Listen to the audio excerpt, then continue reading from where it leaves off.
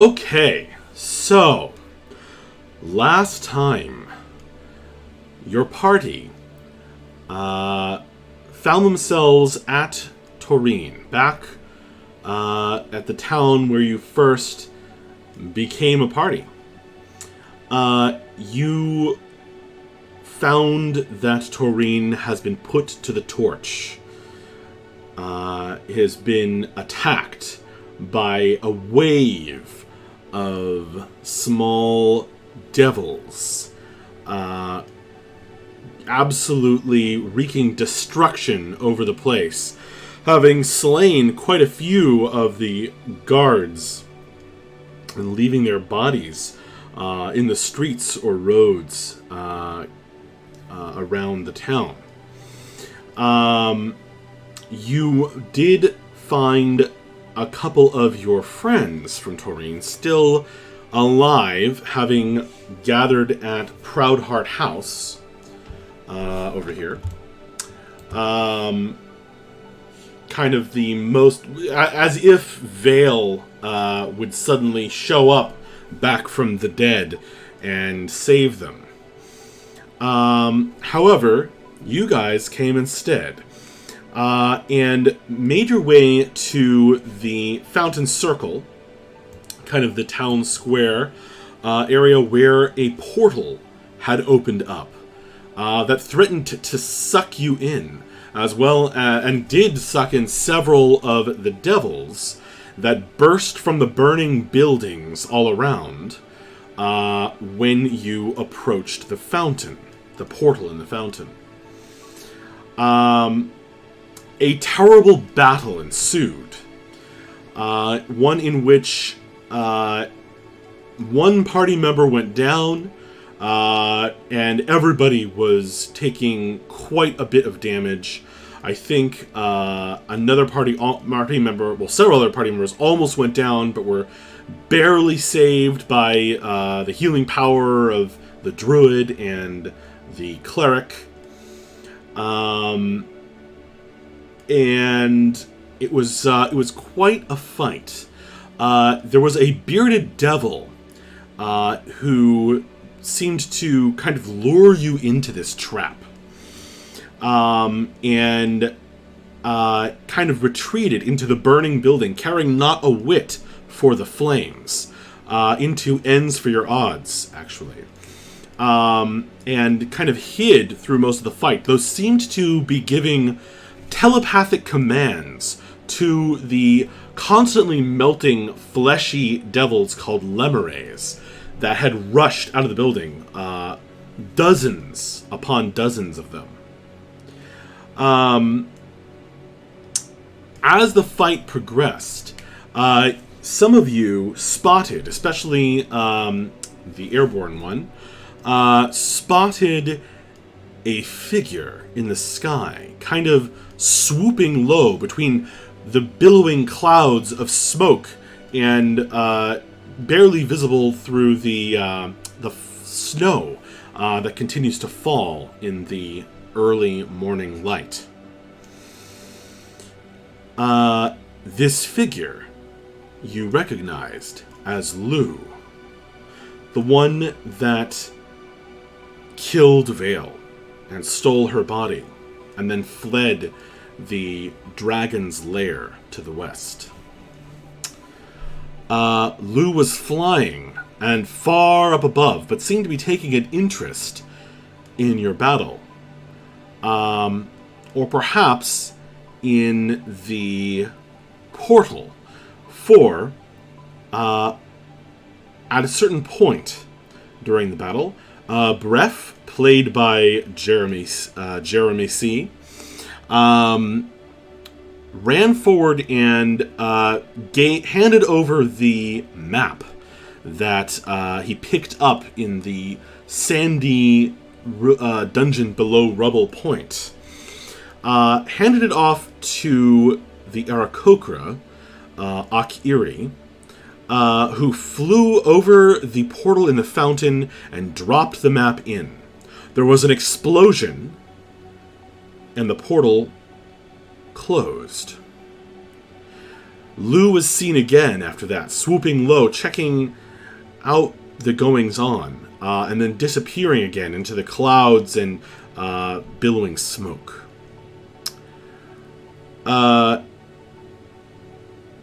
After that, after having slaughtered many of the Lemurays,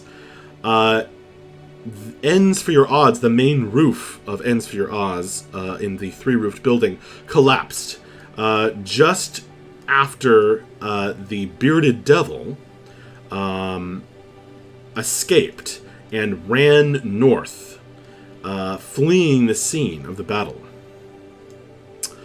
After that, the gang of Lemurays, as you continued to lay out their bodies, and they were piling up, their discipline, such as it was, without the command of the Bearded Devil, seemed to break, and they scattered, which led the villagers of Taurine to come charging up, led by Kront Threefinger and the innkeeper of the blind, or the one you knew as the innkeeper,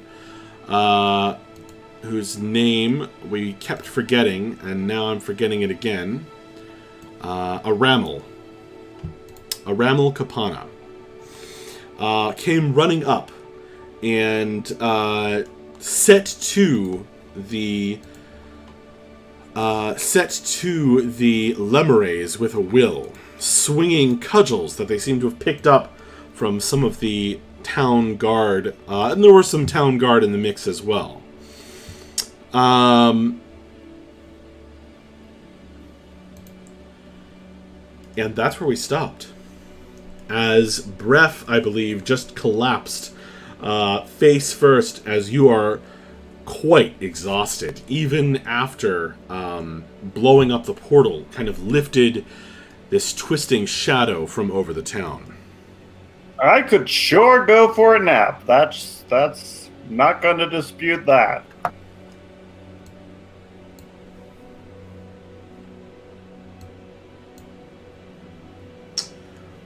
We should probably find somewhere to sleep for probably a week at least. As the person who fell unconscious, I'm in favor of that. All around you, the flakes of snow and ash mixed together continue to fall.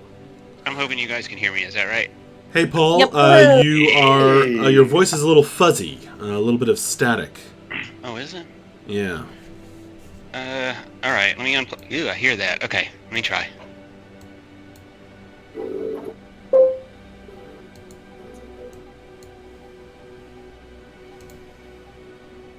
I think it is, isn't it? That's better. Yeah, that sounds better, actually. Okay. Cool.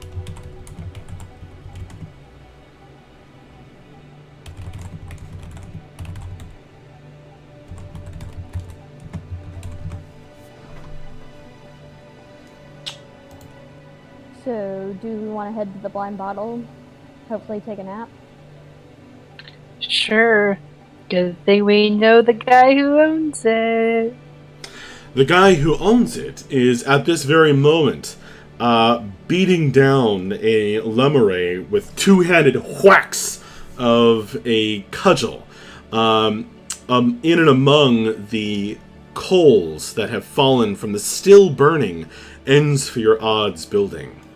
The crackling of fire and smoke fills the air.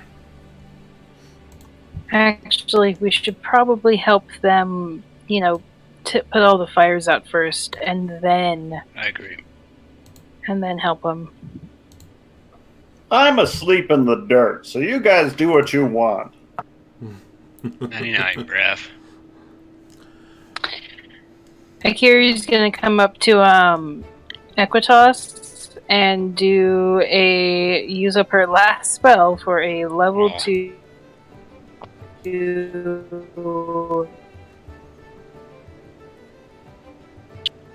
Yeah, level 2 cure wounds. Thank you. Tap him on the- Your tap him on the voice, shoulder. your voice quality is 15. has gone down, M. Okay. You turned into a robot. That should be better. That is better. Yay! Alright, so yeah, I have 13 points of healing, I think? Thank you, Maybe? Carls. I think that's what that says. I think that's how. Yeah, I think so. If I'm reading that right. By the way, my character isn't on screen. Oh. Okay. And everybody is damaged.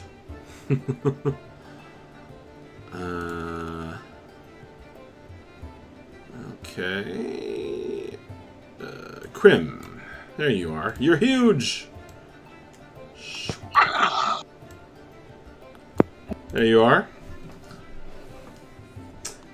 Why did it shrink you but not your name? That's really weird. It doesn't look like she has a name to me. Or, like, there isn't a nameplate on her Really? for me. I'm seeing the name. Anyway.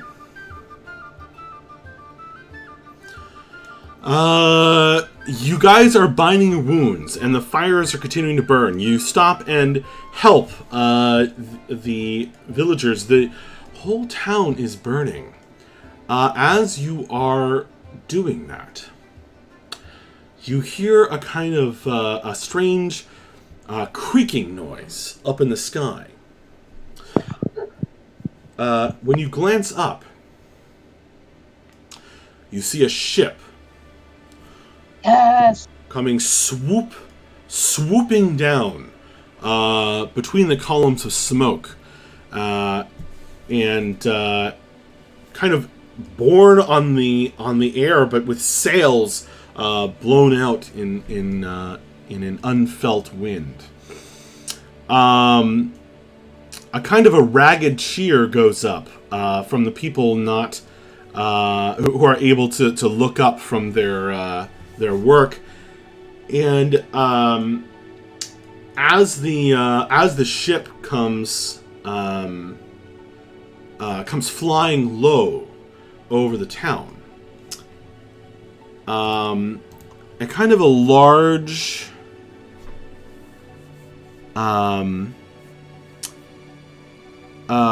large hatch opens on the side, and this monstrous head pokes out.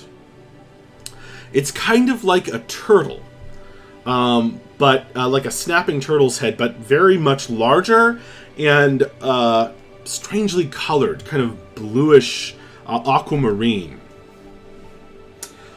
It opens its mouth, and you can see its kind of neck bulging behind this collar that it wears.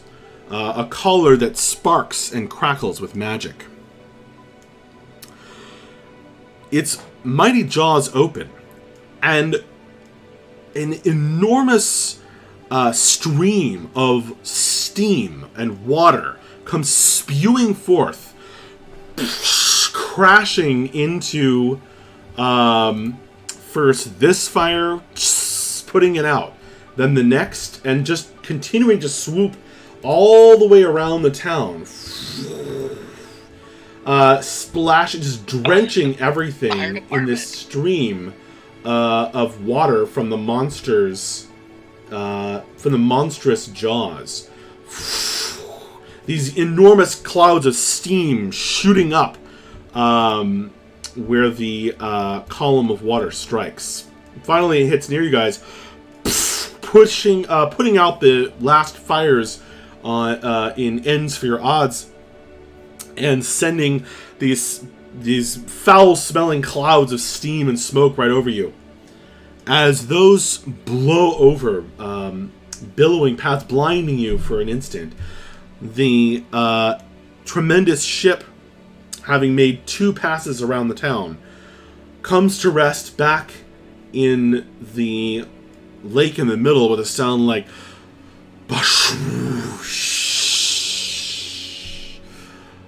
back where it had rested not long before.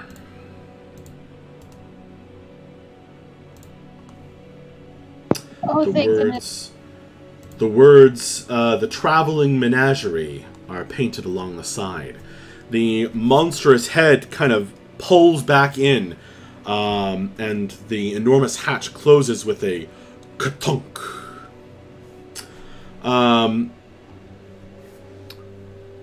Thank God an adult showed up. Right? Actually, though. Your tavern keeper friends, both Aramel and Kront, kind of rush at the same time to lower the gangplank from the kind of bathhouse, boathouse over here that is attached to the blind bottle. And they kind of look at each other as they run, and then they start racing, like they're each one trying to get there quicker. A slight cheer goes up from as people grasp that the Stray's monster from inside the menagerie helped the town put out the fires. You see several children avoiding the chaos and battles that are still going on, kind of weary and smiling, rushing toward the ship, as if they really need to have some fun. It's been... I can imagine it's been quite the week for these people. Smoke and steam still rises from all of the buildings that were set alight. But as the villagers start, as the villagers start crowding toward the ship, many of the devils are creeping into corners or running off into the wilderness, fleeing the scene and unable to return to the portal out of which they emerged. Okay. Well, guys, you want to head to see what's up with Stray? How many levels of exhaustion do you still have, by the way? Me At personally. least 2. Let's go down the line. I just want to know. Breath. That'll be 2 for sleepy breath. Sleepy breath. Akiri? None, actually. Equitus? 0. Oh, 0. 0. Okay.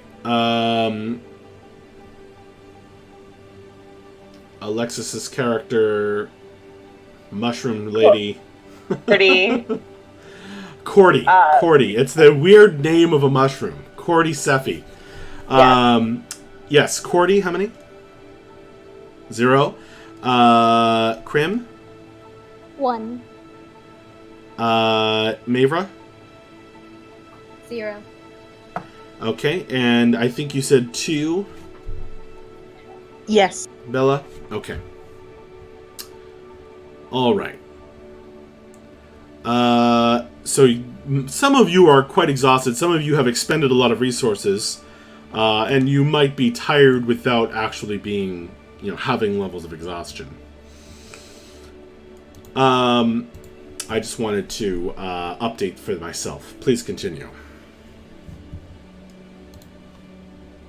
So I'm thinking that the important thing to do is to sort of check in with Stray and kind of make sure that if nothing else, that everything that the traveling menagerie and the blind bottle all stays safe.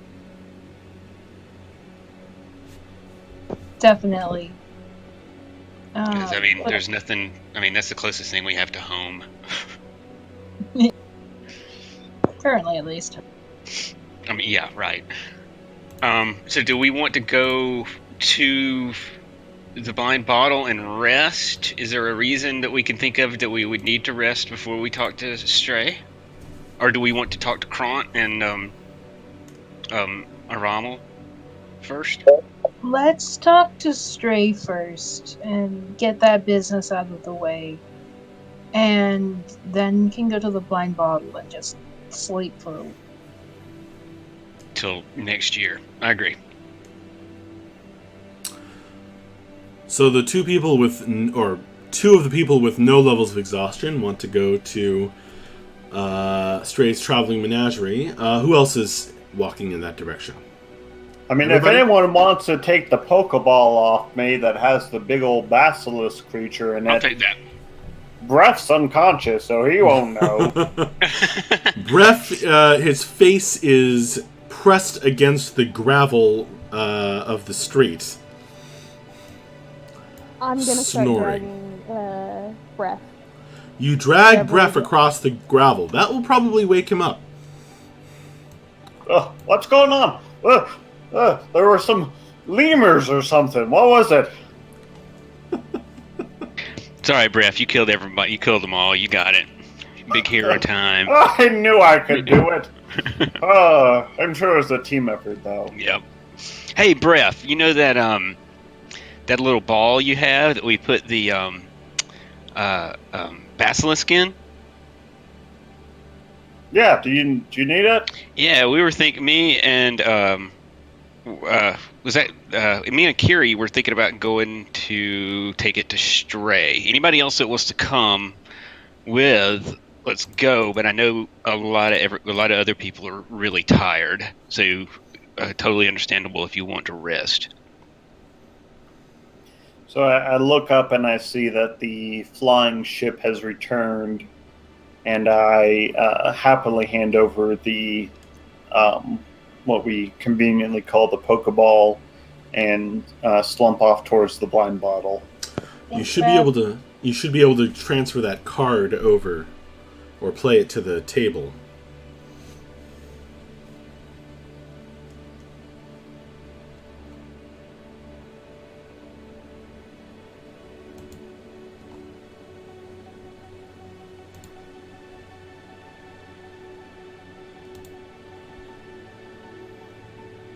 I'm trying, but it's... Let's see. Oh, there it is.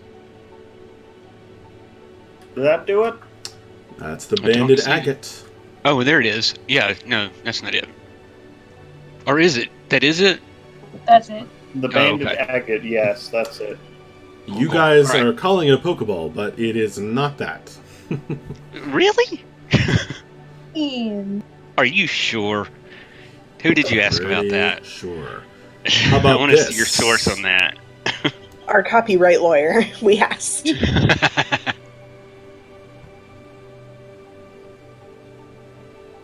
I think doesn't Breath have that? yeah, he does.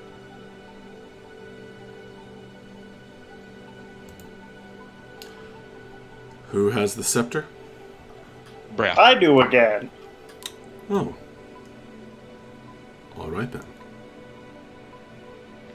I'm gonna go with Breath to talk to Kront and go into the blind bottle. Okay. Move yourselves where you're going, because I've lost track.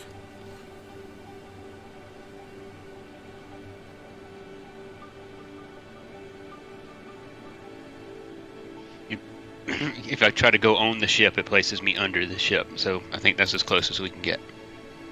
Oh, how You're about keel hauling now? yourself. Oh, look at that. Schmancy.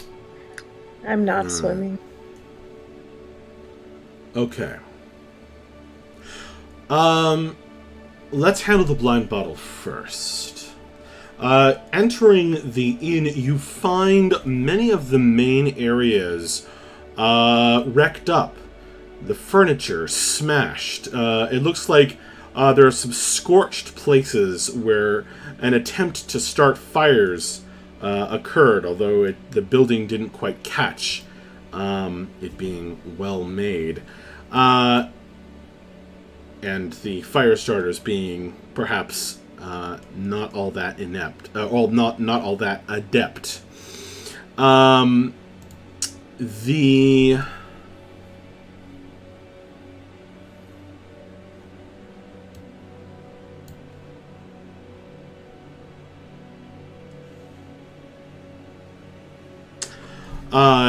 however, the structure is still standing.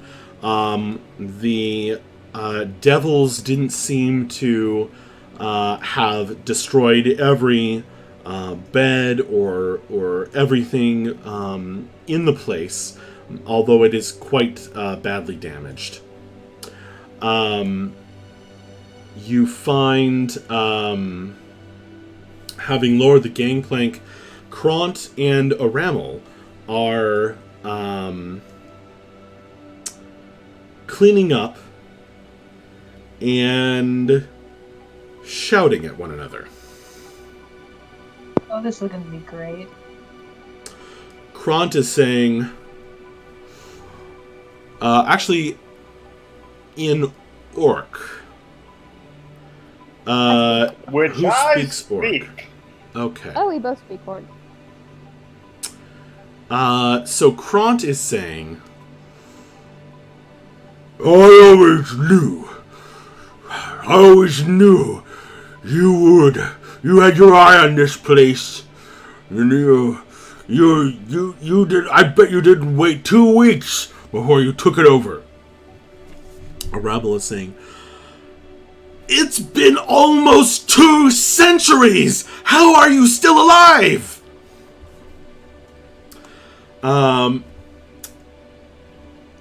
So even as they're doing that, they're also like cleaning up. Like, Kront is like sweeping up broken glass where a lot of shattered glasses and bottles and have been tossed, and Aramel is picking up some of the sticks of broken chairs and kind of tossing them outside.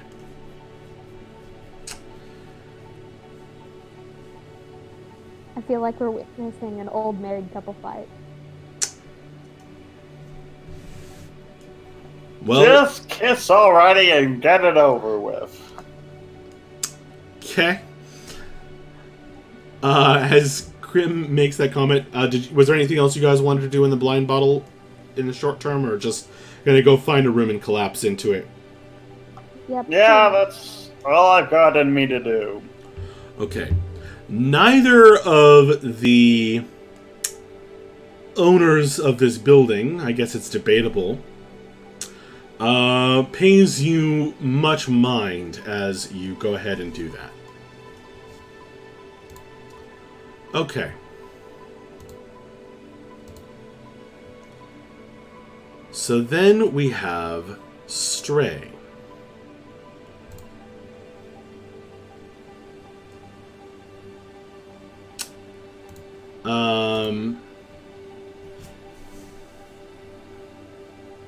The red-haired halfling is welcoming people into the boat, charging them just a copper piece to come inside.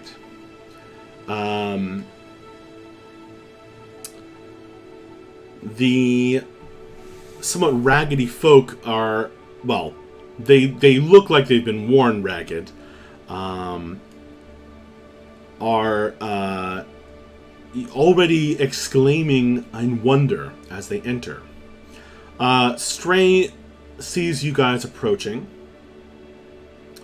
and says, kind of looks around and says, nobody touch anything. If you want to keep your fingers, I need to have a quick meeting with these folks. People seem to take that in stride, as they've just seen you beat back the forces of evil from the town. Stray leads you back through the menagerie, and you are once again treated to just wondrous sights of insane creatures. There's the and a kind of a some of these cages or tanks are bigger on the inside, and you can see that the creatures have plenty of room. The monsters have plenty of room to swim around. In the case of this thing labeled a dragon turtle that stuck its head out the side.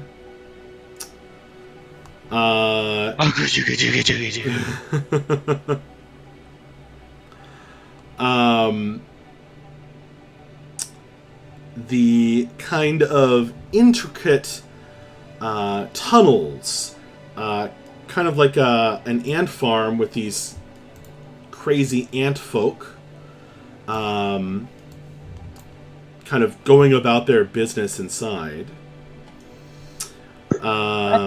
You pass. What's that? Are they actually that big, or no? The dragon turtle is that big. These guys are your size. Okay, cool. The dragon turtle's to scale pretty much. We're pretty close. Wow. Are there any birds? I keep asking for a Kiri. Well, the next thing you pass by is a tremendous hydra with 5 heads, grinning and snapping its teeth uselessly against the wall of force that keeps it inside. That's about the size of a house.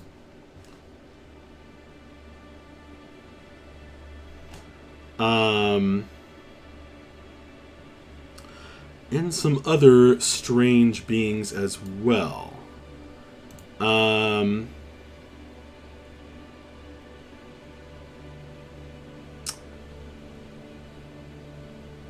There is... you do pass by on your way one creature that's like a bird.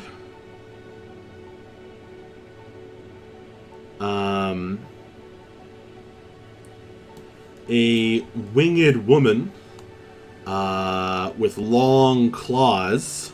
There's actually a number of them flapping about and crying out to one another in a sort of a large enclosure that's labeled harpies.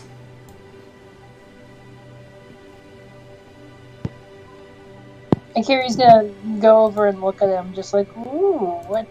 This is like me, but like not bird person, but different bird person. I think that might be a person bird. As you get distracted, Stray, calls out, "Come along!" And the harpies kind of dive toward you and veer off at the last second before striking the bars.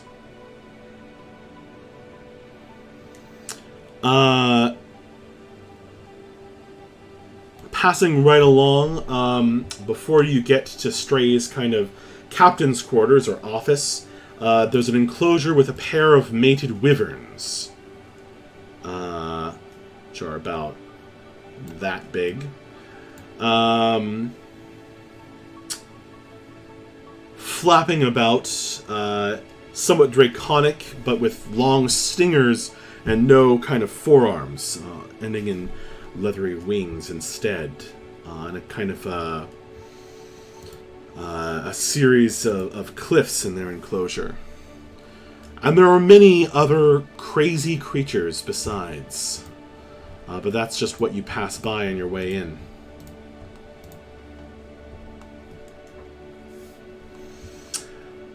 Finally, you guys are in the captain's quarters with Stray, looking at the kind of automatically whirring and clicking astrolabes and orreries and other more mysterious navigational instruments on her desk and shelves all about.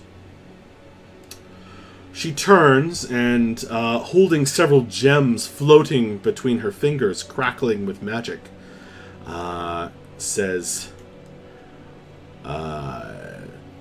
well, Taurine has certainly had a difficult time. Yeah, Stray. That's part of what we wanted to come here and talk to you about.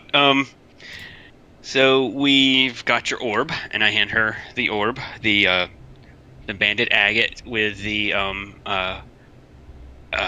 basilisk inside of it. She kind of examines it and peers into the gem, as if she can spot the creature inside. And she says, you got the alpha. I had fought like the alpha for sure. She nods and pockets the thing. Well done. Well, thank you. Can we ask? We have some questions. I'm not even going to ask if we can ask some questions. We're going to ask some questions. All right. Come on in, everybody. And you guys are kind of, it's a large captain's quarters, but there are, I think, 4 of you. So you kind of crowd in and get near her kind of a desk that she has. And she kind of leans against it and says, questions before payment, then. What might they be? Let's say, why don't we just say questions as you're counting? She rolls her eyes. So, this was not just your normal job. And to be honest, this not normal job started on the job before this one. Something's going on. And it's bigger than just the 1, 2, 3, 4, 5, 6, 7 of us. And it's got something to do with Lou. It's got something to do with Vale. It's got something to do with those 2 damn dragons. And it's got something to do with these portals to who the heck knows where that keep popping up all over the place, including right here in the middle of our fair town. So, Stray, what do you know about this? Because, I feel like out of all the people we've met so far, you would definitely be the one to ask. You've seen a lot. She says, well, that's true. I don't know. I suppose it seemed like an unfortunate circumstance. I did take the traveling menagerie away from town when the attack first hit. It not being our business, you understand. Of course, I was only too glad to provide the service of putting out the fires. With a little help from Sugare. And his steam breath. But I can't say that I know why or under what devilish bargain the portal appeared in Taurine a few days ago. I'm afraid I can't shed too much light on that. As far as Lou goes, well, I said before I'd like to see him brought to justice. And I wish you well in that endeavor if that's what you're planning on doing. In terms of a connection between Lou and the attack, again, not knowing the source of it, I couldn't say. I would very much like to insight check her. Okay. Go ahead and roll it. Okay. 15. Okay. Stray, her wild red hair frizzing all over the place, her impassive gaze staring into you, friendly but enigmatic. You are unable to get a real read on her. She's seems like a very unusual character, that's for sure. Okay. Okay.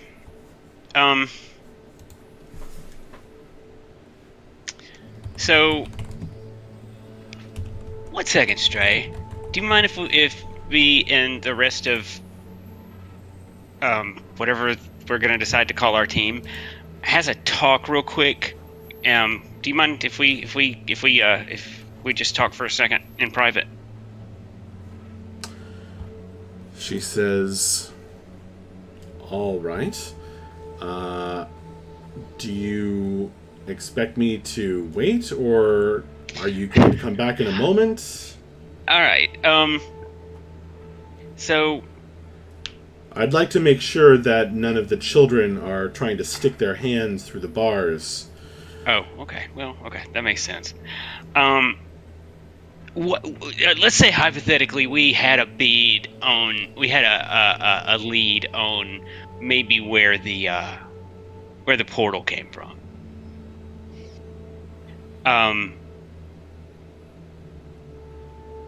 Like, say,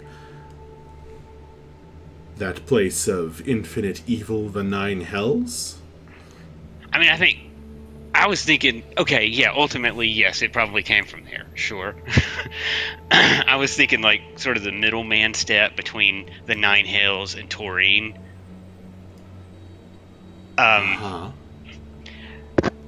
Okay. I'm gonna level with you, Stray. When we went and fought the basilisk, there was a ruin under the basilisk nest. There was a lot of strange creatures in the ruin, some gems, real crazy stuff. And do we have the map? Does somebody that's in here, or does Bref have the map? Bref got The map got exploded. Oh, that's right. Okay. One of the things that was in this dungeon was a map of and there were all the cities that we recognized laid out on the map. Taurine was one city, and lo and behold, when we opened the map, we were looking at the map, just staring at it, and Taurine just disappeared off the map. Just poof, it disappeared. We thought, okay, so it's a magic map. We finished our business with the dungeon, with this cat, with the dungeon. Came back, and this is what we found. And it's hard for us not to put two and two together and think that that map and the fact that Taurine disappeared off of it. And then we come back, and a lot of the same creatures, well, not same creatures, but the same portal-looking thing was in that dungeon. I guess what I'm asking you, Stray, is where we need some sort of we know something's going on here, but we don't know what our next step should be.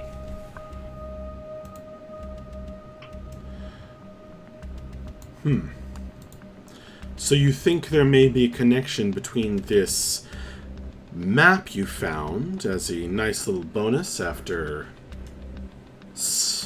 capturing an alpha basilisk, and this opening this attack on Taurine.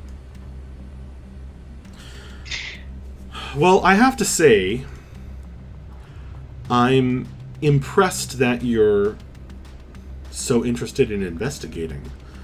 I don't know what personal connections you may have to Taurine, but I've grown fond of this place.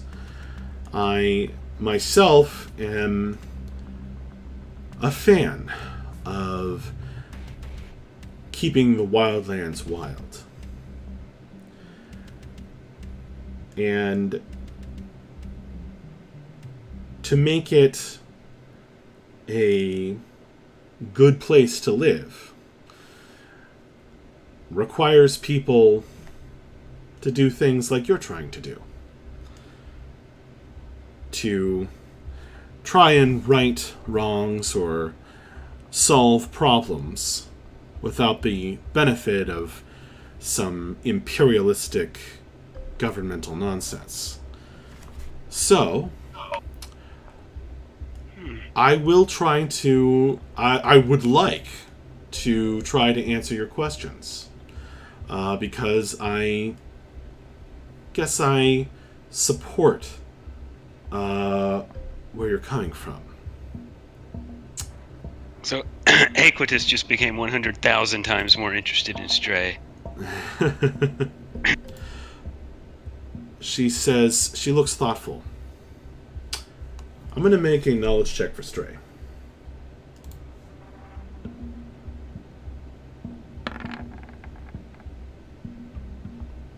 Okay. She says, what language was the map written in? Or is the map written in? That's a very good question. Can I take a look at it? Well, the map is no longer with us. A couple of days after... Kiri, explain how the map disappeared. Kiri's got this one. So I threw it in the portal, and the portal disappeared with the map. And she's just gonna shrug, nah, that's. That's right. It was if she had not. It was if not for quick thinking on Curl's part here and throwing the map in the portal, the city probably would have been lost. That is what stopped it. I see.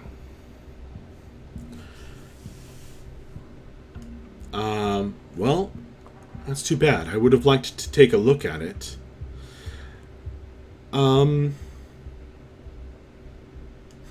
But not too close a look, if it is as powerful and dangerous as you say.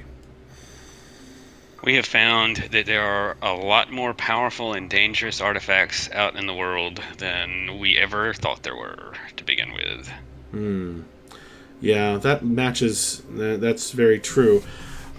She's kind of speaking absentmindedly. Well, what language was it in? Do we remember? The Infernal is stuck in my head for some reason.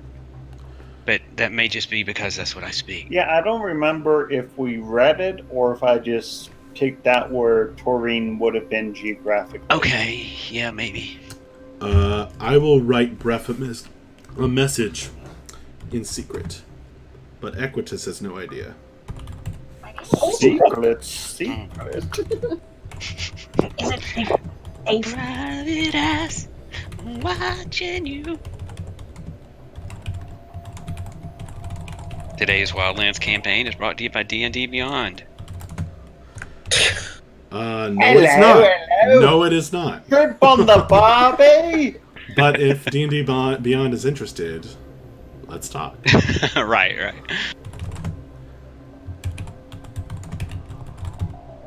We will not subject our listeners to our attempts at Australian accents. I'm not making that promise, mate. I have written Jeremy a secret message. So you don't know Aequitas. So she says, it's not much to go on, but it sounds possible. If you're right, and the purpose of this map is to wipe towns off the map. That would be a very powerful and dangerous artifact, and probably very difficult to destroy. Oh, well, that's a scary thought, isn't it? Because we just threw it to hell. Well, good luck with that. Oh, She smiles. yeah, thanks, Stray. So she says, I don't know much. It sounds like something that could exist.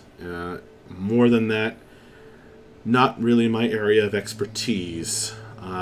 Probably older than I am. all right, fair enough. Do we have any other questions for Miss Stray? I don't. Any other monsters you want hunted down?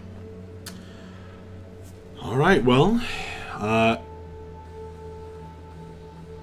yes. Although I'm sorry, I was very far away for a minute. Speaking of monsters, I want hunted down. If you have any leads on Lou, don't forget I have a reward I We will saw him. offer for the gems. Oh yeah. We saw him during the fight. Did you? I guess you weren't here yet, but I don't know how. Do we know about how long ago we saw him in the air? 15 minutes ago. However long ago that Interesting. was. That's when we It was saw him. really probably only about 2 minutes ago. Right. Not too Yeah. long ago. Well, with this conversation, maybe like 5 to 10 Well, minutes ago. also she came down and put out the fires. You guys talked. It's been a while. So half an hour, 45 minutes, whatever. Blah blah blah. 2 hours. Whatever. She says, "That's interesting." She grasps one of the floating gems and seems to concentrate. There's a flash of magical energy that ripples through the room. Kiri kind She of shakes floofs her head. Go ahead. I said the Kiri just kind of floofs her feathers at it. She shakes her head. Well, he's not close by right now. Yeah. Have you got some sort of bug on him? Does that thing track him somehow? No, I was, my gems can sense each other when they are close enough. That's right. I remember that.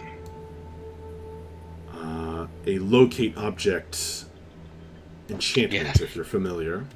Right. Okay.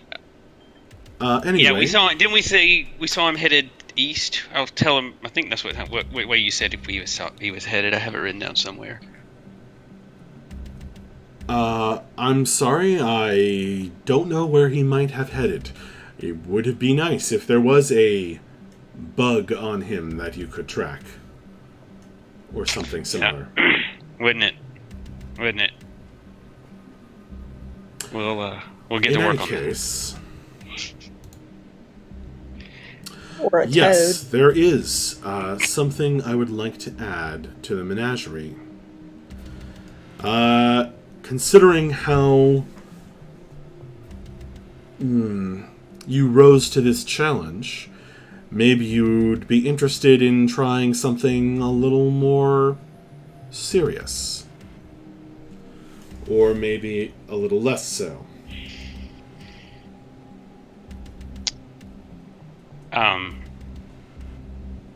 Oof. My heart right now is telling me to take the last one, but I mean, really, the basilisks were the least of our problems. that's true. That's true. That's true. It was the Yeah, let's do it. that were Let's real. go for the big money. Let's do it. All right.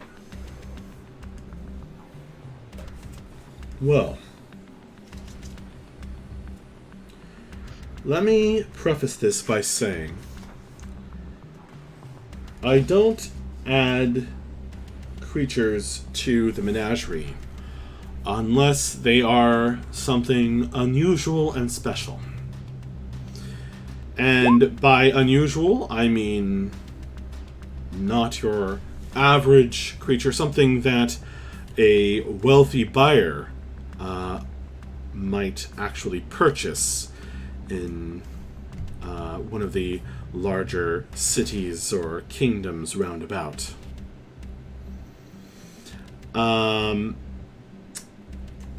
And by special, I mean I keep tabs on those creatures. You may, as I mentioned, I sent you after an alpha basilisk before.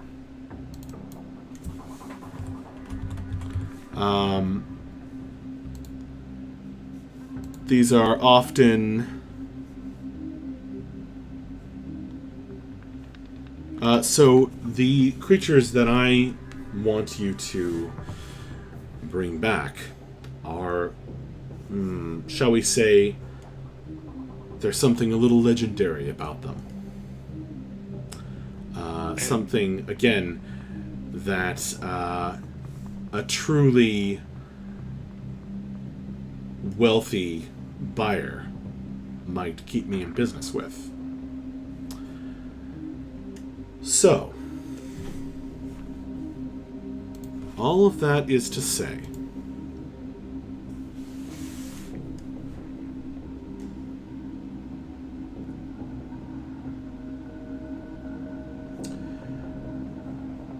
she pulls out a larger... She snaps her fingers, and two things appear in her hand. One is a leather bag.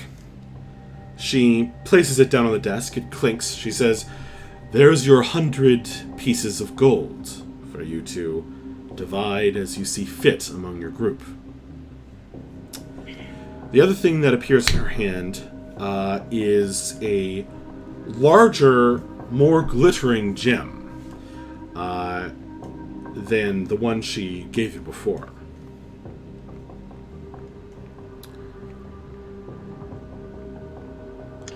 She says... This is spectacular. Well, don't get too attached. I want it back. She holds it out. She says, Thurasa Kulkarna resides... Bless you. Is the name of a chimera who lives in the mountains northeast of here.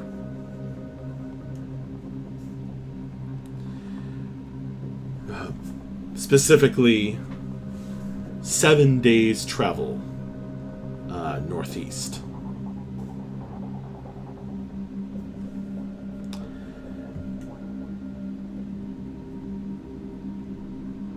Do you know what a chimera is? I have vaguely heard of them, I think. Maybe let me rack my brain. Can I roll for something? Sure. Or okay. Like, what would that be? Well, hang on just a sec. We'll have you roll in a second.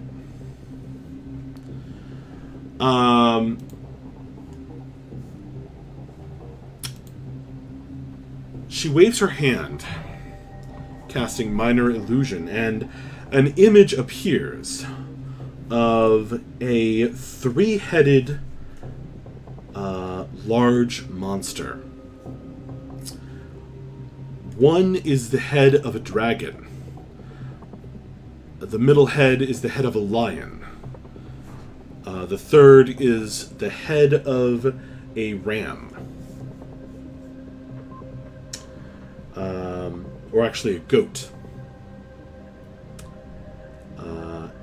It bears leathery wings and tremendous lion's claws. The image shimmers for a moment. She says, "Chimeras are said to have been created by Demogorgon after he was summoned to this world by mortals. I don't know if that's true, but that is the warping power of demons and devils.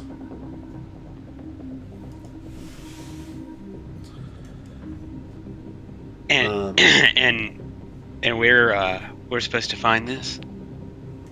Okay. Yes, you may have to do a little bit of trekking in the mountains in order to find where Tharasa Kulkarna makes its lair. The Rasa Kulkarna. I'll spell it.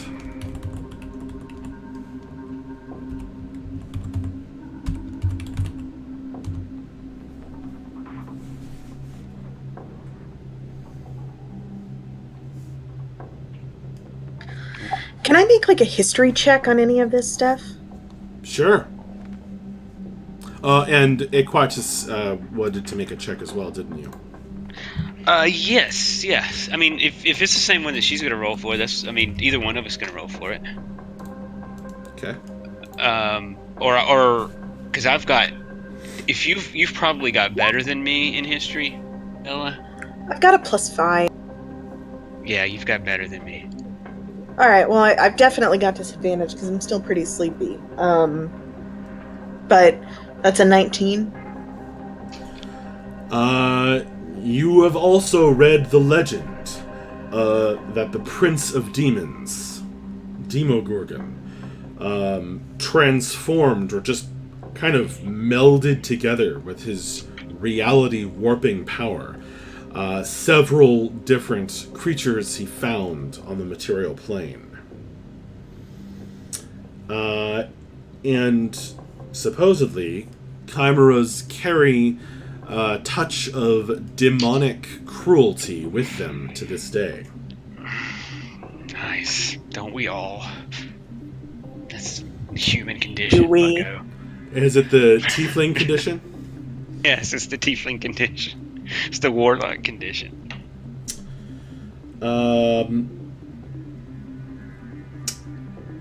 They are somewhat intelligent, though not particularly cunning. And really, they are, according to what you've read, Bella, in the stories, are the three worst aspects of the creatures that they combine. All right. But a chimera can have a territory as large as 10 miles across. Oh, wow. You know what would have been a good thing to have on this campaign? Is a ranger. Yeah, I'm kind of surprised that none of us is a ranger. Or But- rogue. That would have been an awesome idea. I met this rogue once. It was really cool. Anyway, yeah, we'll be your Huckleberry. We'll take down this chimera. I don't know what that means, but that's good to hear. It's an old, She- it's an old tiefling saying. She holds out the large gem. It will take something of this quality to contain the spirit of Tharasa Kulkarna. With your history check,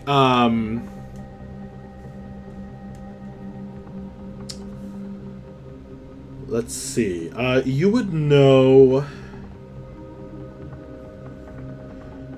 that,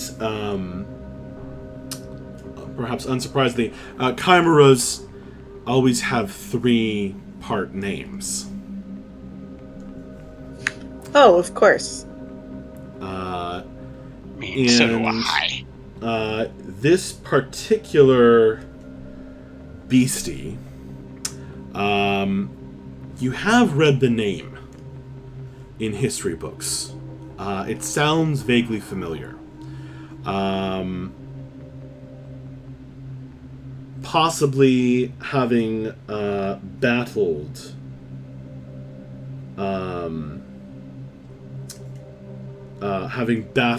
a dragon for its territory at some point in the past. Perhaps during the VA, during the time of the VA Empire. So chimeras can live to be quite old then.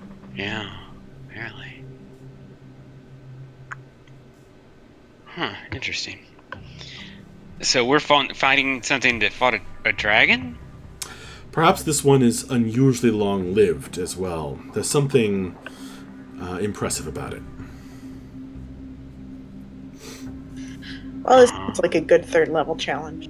Doesn't it, though?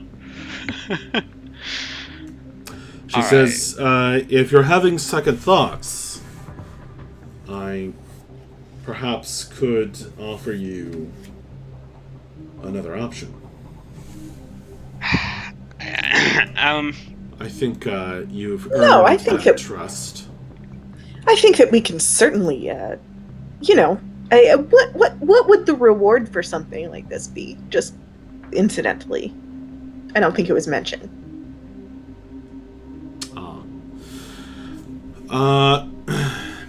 She says, how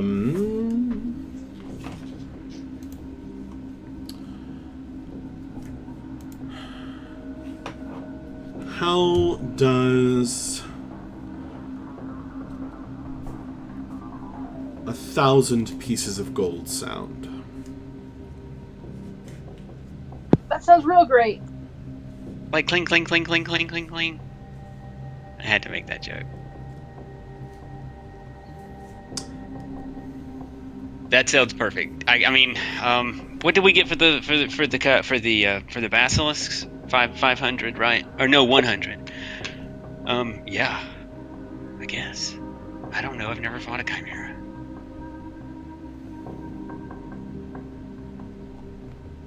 Well, Bella, you're canny.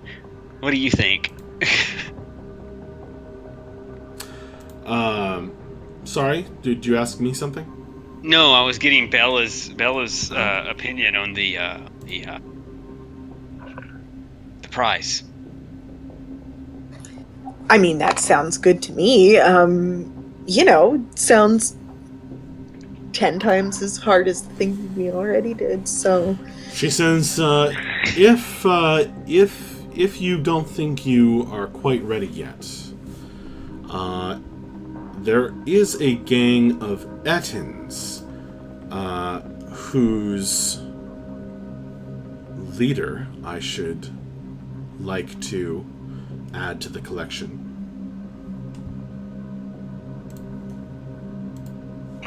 Are they in kind of direction, or are they somewhere else? She says not too far away, actually. They are fairly close by. Just no more than a few days' travel southeast of here.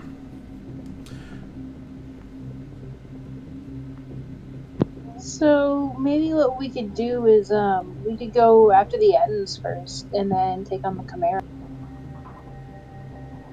You said it was where? South? In the Chimera? A few days south. Yeah. Okay. Because it's in the opposite direction, but the Chimera is going to be mostly immobile. Excuse me, I think.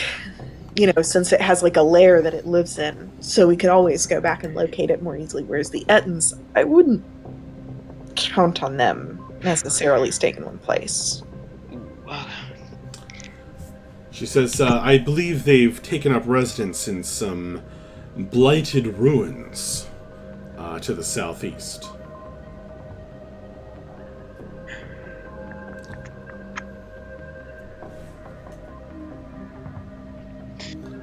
And well, if you didn't know, Ettins are two-headed giants. Well, I mean, the Chimera seems like a much better bang for our buck, so to speak. Would you like to... I don't... I'm sorry, go ahead. I mean, does anybody have any strong objections? Because as far as I'm concerned, weren't we heading north for the library anyway? Yeah, that's what we had definitely, please, dear God, talked about. Please, let's go to the library, please. Equitus, you feel a release of pressure that you hadn't even noticed building up in your forehead. Whew. I mean, I have this book to return. Yes. She says, "Would you like a gem for Clovag anyway?" Oh, I didn't realize we were allowed to have more than one out. Certainly. I mean, we'll be... She says, normally I wouldn't, out. but this is a special case. And the Ettins, they're in the south. How many Ruins. days south? She says, I think maybe 2.5 days southeast. Okay. Lie some blighted ruins in a shadowed forest.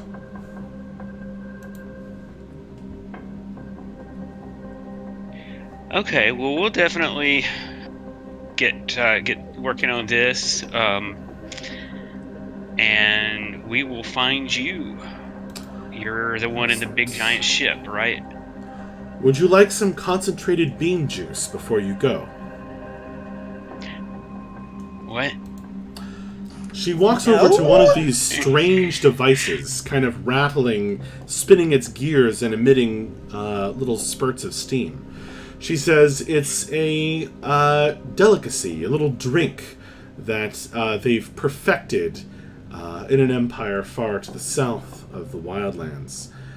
I've gotten addicted to this stuff. It wakes you up, and it is early in the morning. I would love a cup.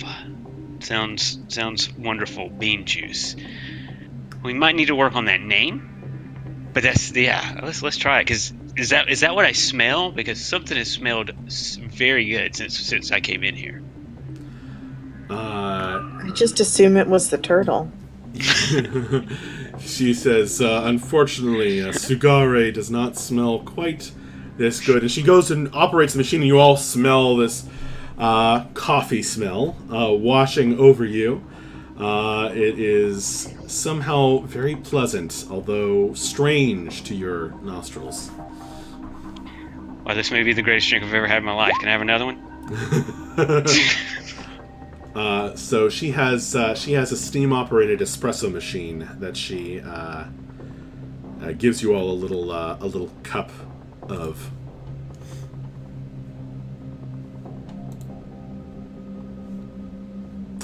Oh man, Mavra, I just noticed you have a printed out copy of the map. I do. That's awesome. Well, that rocks. I have an empty wall in my room, and I keep thinking I should get some hexagon-shaped sticky notes and just, make one. Cool. Okay. She says, so she hands over another gem.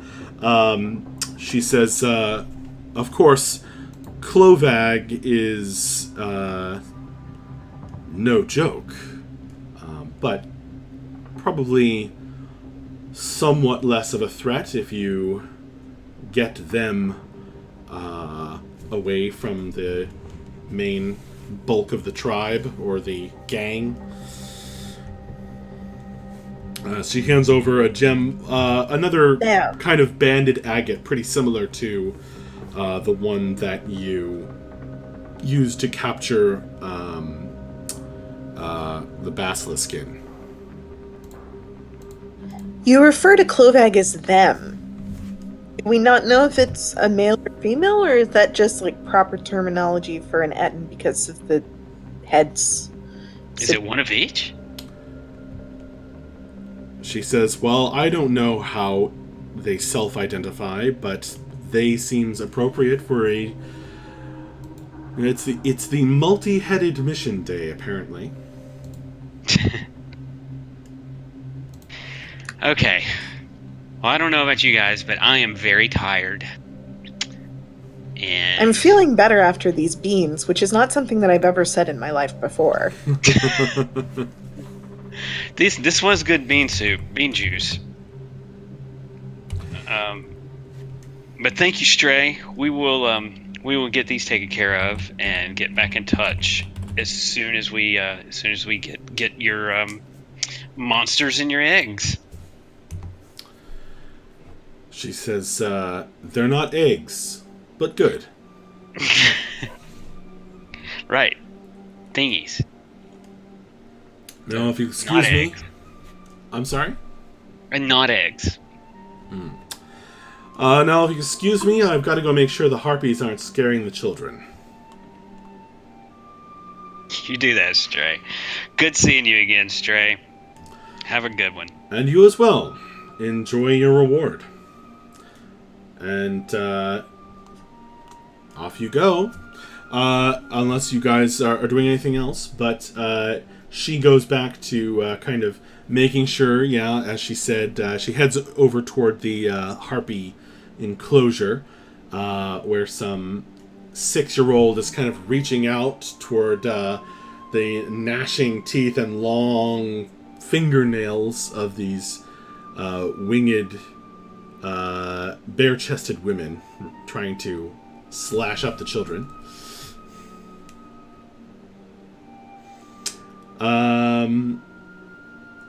All right.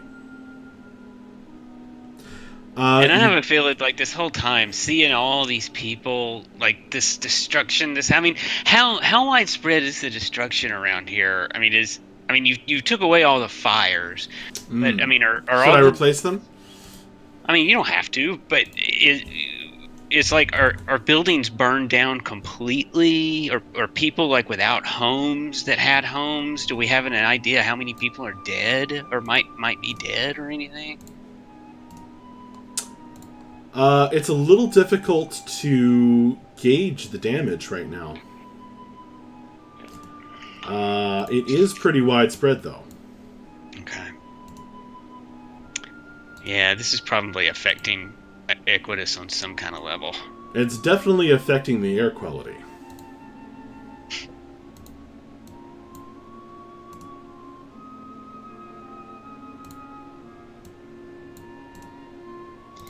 Alright, let's go blind bottle it up, guys. Stray bidding you farewell.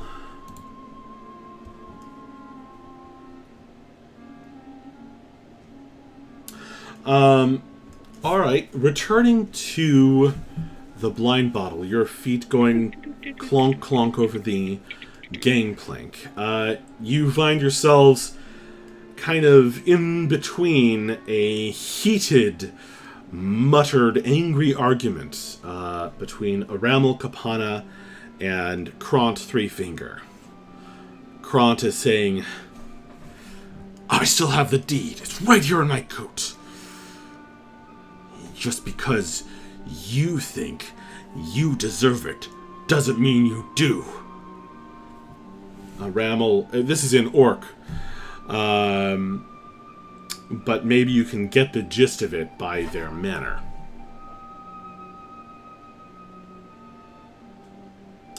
Aramal is saying, look, if it's not on file at the town hall, then it doesn't exist. Oh, you're all back. He says, can you, he says, this fellow, he says he's been stoned? And he's trying to take my tavern away from me. Alright, okay, listen. I'm very tired. We know the whole situation, and I'm sure that you can both work something out. You guys used to be best friends. And Bella just sort of, like, leans heavily on a chair, like, and kind of blinks at them exhaustedly. And says, Aramal, Can you work out some kind of like a co-ownership thing? The poor man was turned to stone 200 years ago. So you're like a backing up nice his guy. story then? I mean, he knew your name. He was definitely stoned a couple of days ago, and Yo. he knew Yeah. your name, and he knew the blind bottle. The elf looks from one to the other of you. Well,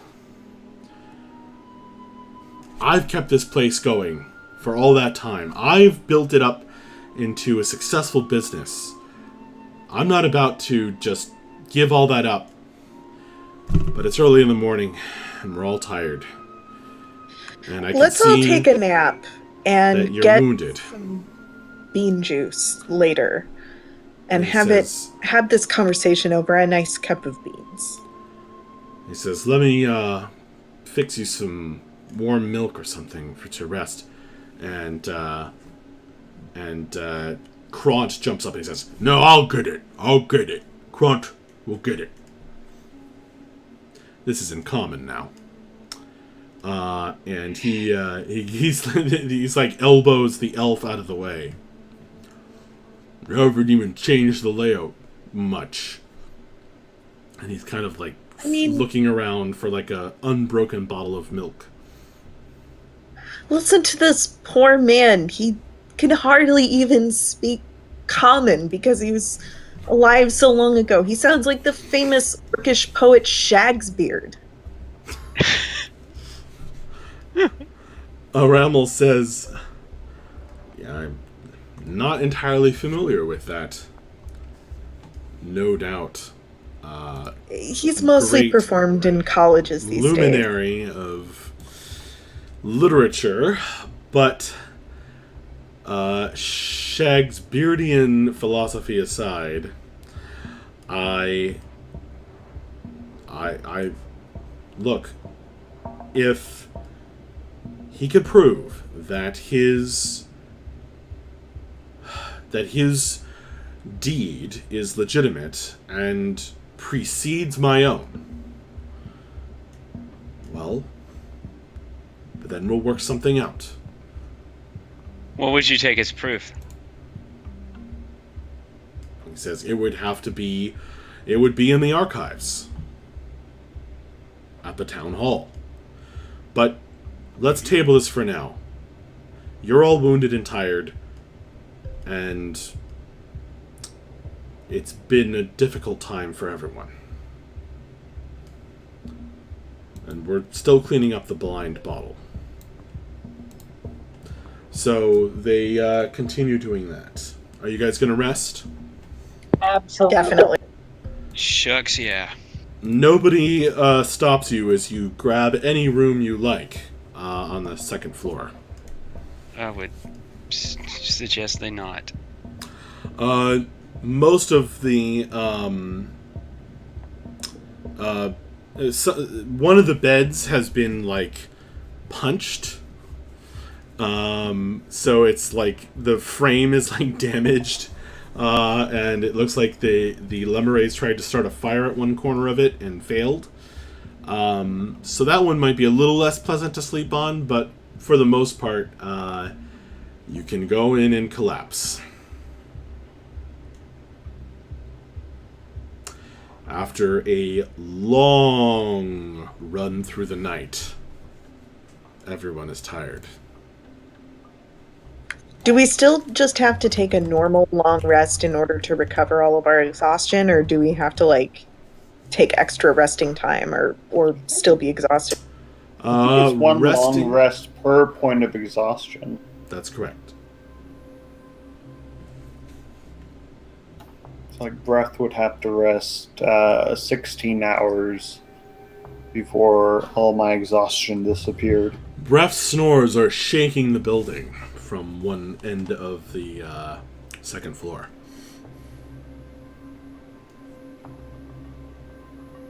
All right, well, I guess I'll settle in then. Okay. A certain degree. Bella plans ahead and like lays out snacks for herself on the bedside table so that she can just wake up and have snacks and go back to sleep. Okay. With your snacks at hand, Is anyone not resting? Okay. A certain degree of quiet falls over Taurine. Perhaps it's the snow that is still falling intermittently, along with the remaining ash coming out of the heavens from the torching of the town. It speaks to the kind of heavy reality of rebuilding, settling in. Now that the extreme danger is past, and folk can at last even begin thinking about a return to normalcy. You guys sleep the sleep of the dead after the long run through the desert at night, fleeing the orcs and fighting a terrible battle.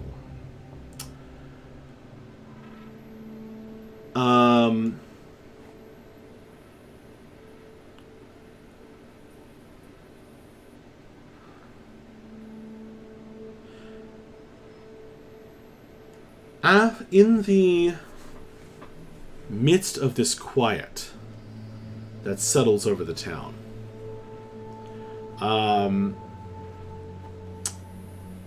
about 6 hours later, there's a commotion in Fountain Circle, which might very well not wake you up. So go ahead and if you want to be awakened, you can roll perception, but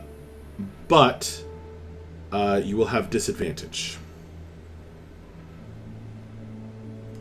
I'll do it. Okay. Did Krim get a full rest since she stayed behind?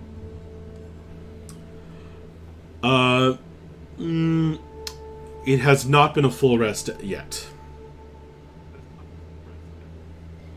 I'm staying. Okay. All right. Yeah, I think Equitus is gonna stay asleep. All right.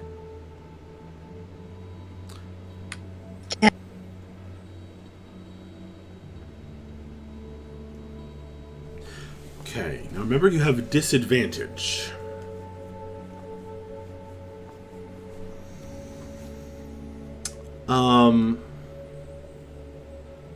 In the depths of your deep, deep slumbers, Akiri and Bella, you are dimly aware that there's some kind of commotion outside, some kind of voices or raised. It's hard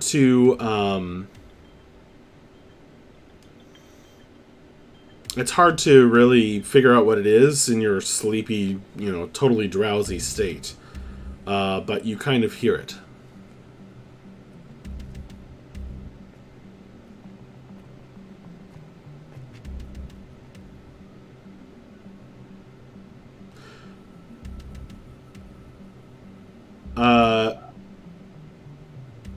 Do either of you, Bella or Akiri, want to rouse yourselves and do anything about it? Yes, I'm grouchy enough to get up and yell at them out the window. You yell out the window. And I would probably... Well, I open the window and get ready to yell because I'm upset. Okay. Nobody claimed any particular rooms, so roll a d6 for me. What was that, Akiri? I said that's probably enough to make a Kiri want to get up too. Okay. 2, 3. I mean, okay. for the love of God, your town was just taken over by demons. What do you have to fight about right now? Well, Bella, it does just so happen that you have a room with a window overlooking Fountain Circle. All right. What are these shenanigans? You open the window and look out to see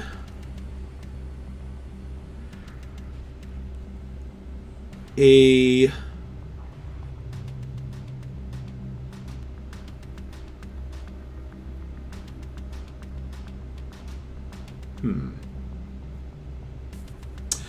You see a man fishing in the fountain with a long stick.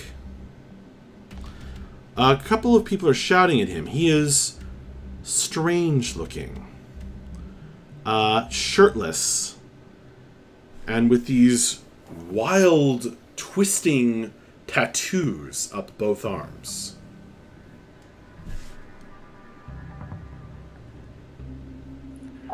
Okay. And he has this sort of bright, dyed red hair. Okay.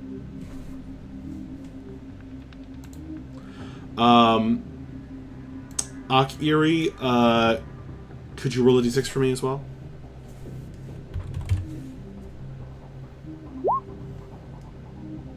That's a 2.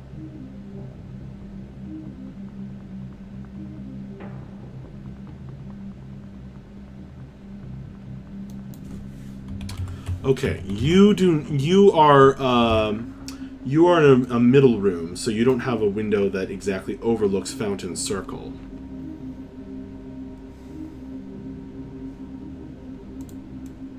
Cool. I'll go downstairs and go outside.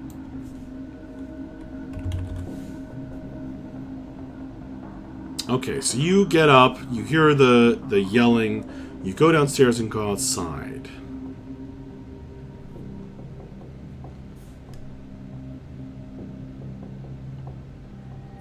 Yeah, I'll head outside too. This is pretty weird, and I want to be on this. Okay. I take it back. He doesn't have dyed red hair. He has a shaved head and a bright red cape, and he has tattoos on his bald head. He looks like this.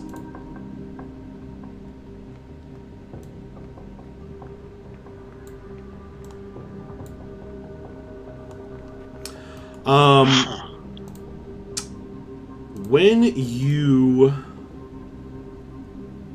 get outside,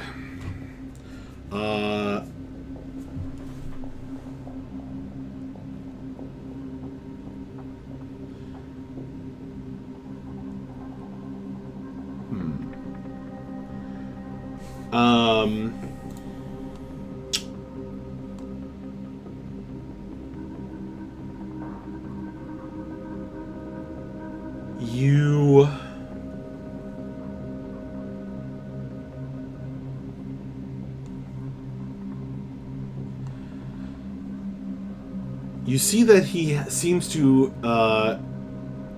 have extracted something. Looks like a wet paper from the fountain and is walking off with it. A couple of the townsfolk are kind of shouting at him like, "Who the hell are you?" And as he's walking away, there's kind of a trail of smoke and fire that seems to be following along behind him.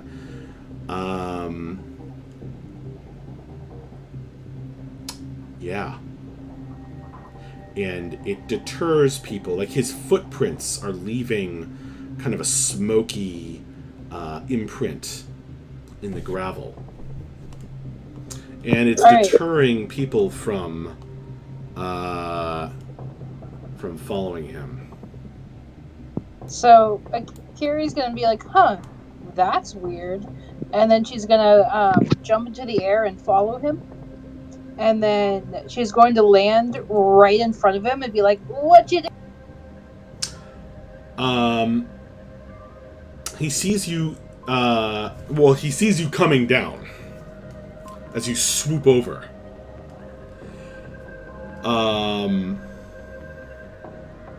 And his eyes widen. He waves his hand. Wildlands. And he kind of blurs and stretches out into this long orange streak.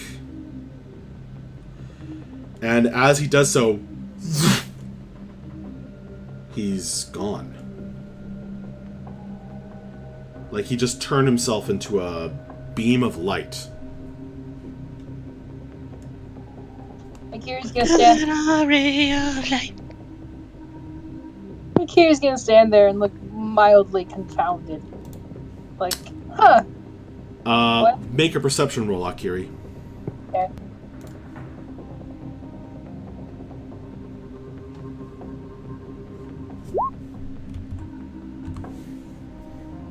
Nope. What'd you get? Got a 5, which is Ooh, a natural 1. You couldn't get any closer look at the wet piece of paper he was holding, but it was about the same size as the map you dropped in the fountain. Yeah, I figured. Well, great.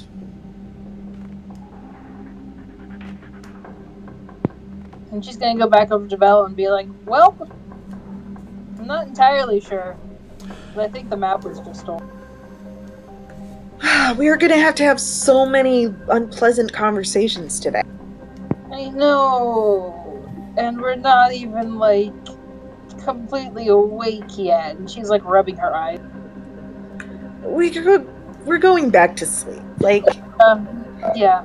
I'm not... Yeah. I need at least another 8 hours before I can be an adult in any situation.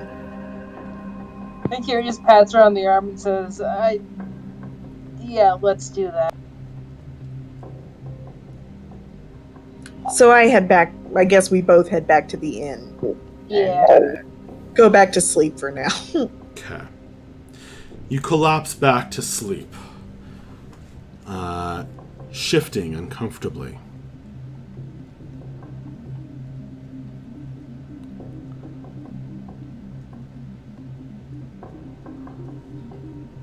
Krim,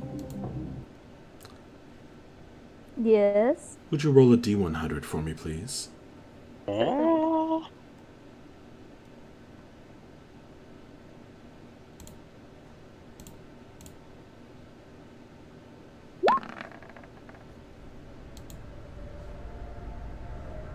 Thank you. You're welcome. Krim, your sleep is disturbed. You did not want to wake up or to attempt to wake up due to the commotion, but as a dream takes hold, you begin to wish that you had. You're back there. Back in the city. Back in Legrana.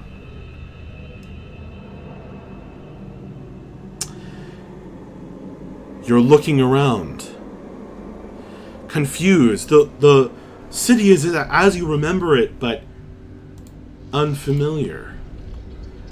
The layout doesn't seem to make sense. It's like all of the streets curve back toward the start, and everything is on fire. Worse than Taurine, for nothing escaped destruction in Legrana.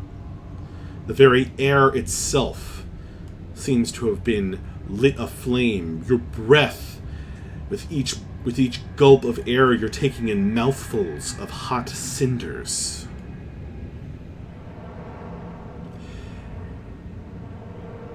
You're talking to Rannoch.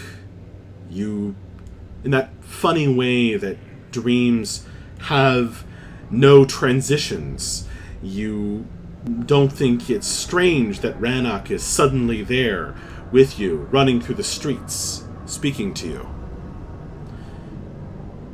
You're begging Rannoch to do something.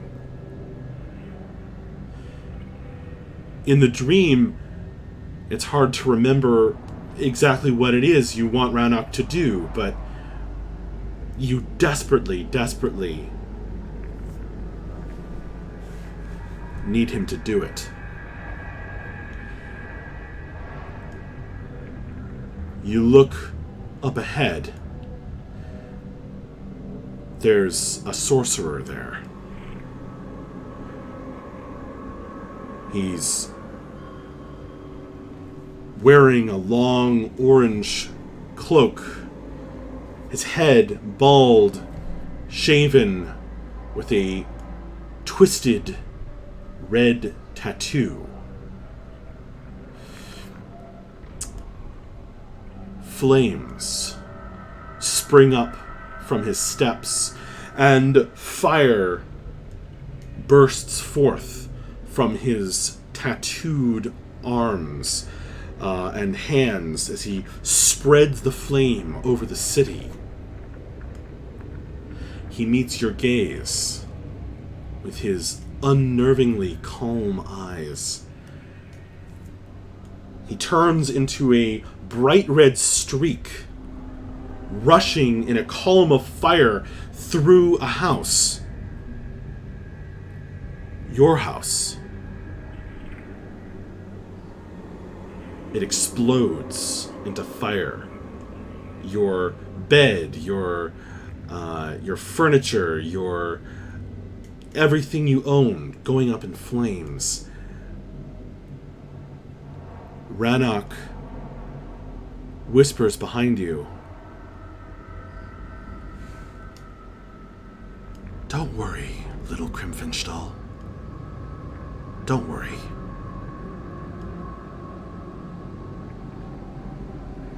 And that's when you wake up after 8 hours of sleeping. Well, at least I got my long rest in. But I wake up kind of having a night terror, like trying not to scream too loud, but screaming.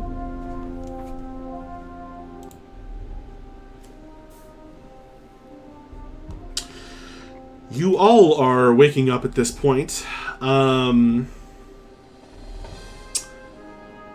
Crim, roll a d6 for me.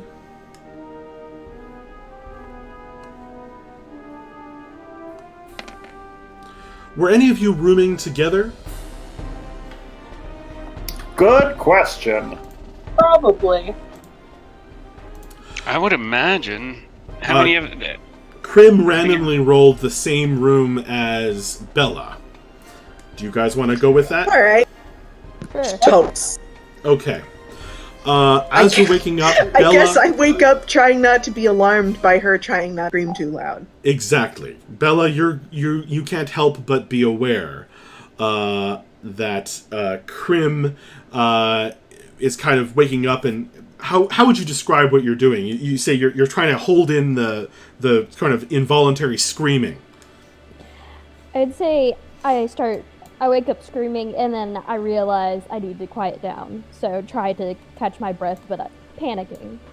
So this quick shout of a scream, and then it's kind of stops, and her breathing is still hard. She's still panting in the bed, but kind of trying to calm down. And you sit upright, Bella, or you're awakened by this, Bella. Good morning, sunshine. Sorry. I take it you didn't sleep super well? I just saw a friend who's gone. So. Got it. Well, I'm sure that we could probably pretty easily manipulate Kronk and Ramel into a breakfast cooking competition. If you want to come downstairs. That would be nice. Food would be nice. Yeah, let's go. All right, so I'll head downstairs, I guess. And Kiri will also head downstairs. Yeah, Okay. Equitus will also. You find that there's been a little buildup of snow, but it is not sticking too much. It hasn't been overly freezing cold outside. It is, at this point, sort of the afternoon. The sun is low on the horizon, casting a glow over the heavily smoking town. It's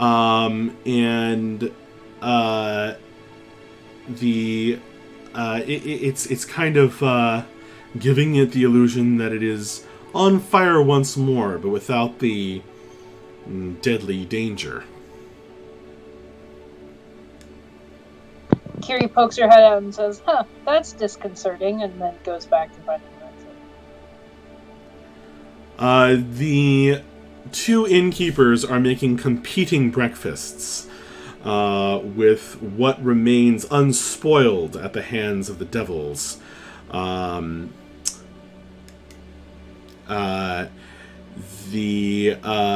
Your half-orc friend, Kront, is making a set of fried eggs, and a Ramel is kind of quietly arguing with him and has made a pile of pancakes.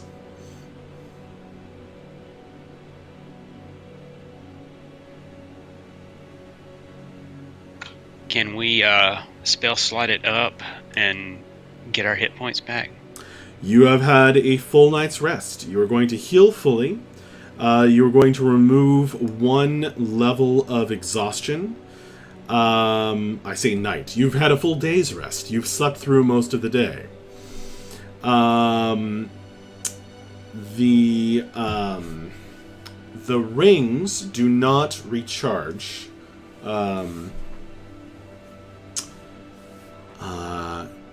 Nor does the crown. As that happens at dawn. But yes, you are healed, you get your spell slots back, and you remove 1 level of exhaustion.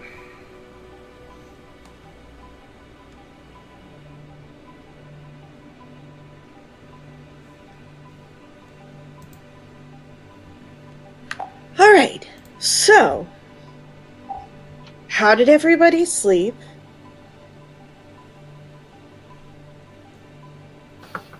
Honestly, I slept great. Oh, but I should go. Sure could go for a enormous breakfast. Excellent. So Akiri and I slept terribly because there was a half-naked man fishing outside of our window. Oh yeah. Story. It wasn't me, I promise. No, I would have told you if it was you. No, I didn't. But Bald, so I mean, definitely wasn't you, Bref. this guy was bald and had like this curvy tattoo on his head, like a snake tattoo or something. I didn't really get very close. Akiri saw him better. So the good news is he's not here anymore. Bad news is he turned into fire and ran away, but before he did that, I think he might have fished the map out of the fountain, which I didn't think was in there. I thought it was down in hell. So that raises some interesting questions about how deep that fountain is and what he was fishing with. Yeah, that's got to be some interesting bait. Alright, so here's what I saw. There was this guy, like, obviously he knew magic, because, like, as he was walking, like, there was there was fire behind him and his like footsteps, and then when he I flew up behind him and dropped down in front of him. I was just like, "What you doing?" Because I wanted to see what he was doing, Because why are you fishing in a fountain? There's no fish in there. So and he just gave me this really weird look, and he said some weird words that I don't remember because that was a long time ago and I was sleepy. And then he just took off with he turned into this I don't know, it was like a spear kind of, I guess a fiery spear, and then vanished. It's this weirdest thing, and I'm still not entirely sure I actually saw it. Krim is very pale right now. If a Dragonborn can get pale. Somehow she manages it. She also feels like vomiting. Bad news. I mean, we really don't want somebody else having that map. We don't even know if he knows what it does. He could destroy an entire other town. And Sure. And one where we're not going back to, where they wouldn't have anybody who was semi-prepared for there to be a curse there. I mean, everyone would be wiped out. Yeah, I'm afraid we may have to go map hunting before all is said and done. We don't even know where he is. I mean, he was killed by obviously magical means. Honestly, if it reminded me of anything, it was kind of like Lou, except also completely different. Lou travels in the air, and this guy was traveling with fire. Huh. Yeah, that's interesting, isn't it? But still, that kind of super fast traveling, Did you say Krim is... What is Krim doing? She tries to find a place to vomit. I don't know if she can find a trash can. Okay, so Krim suddenly gets up from the table in the middle of this conversation and rushes over to a corner where a lot of the smashed up furniture has been kind of tossed in a large can. And she just leans over and just hurls into it. Krim, are you okay? Did you have the pancakes or the fried egg? Oh. Fried egg. Kront looks on and his jaw drops.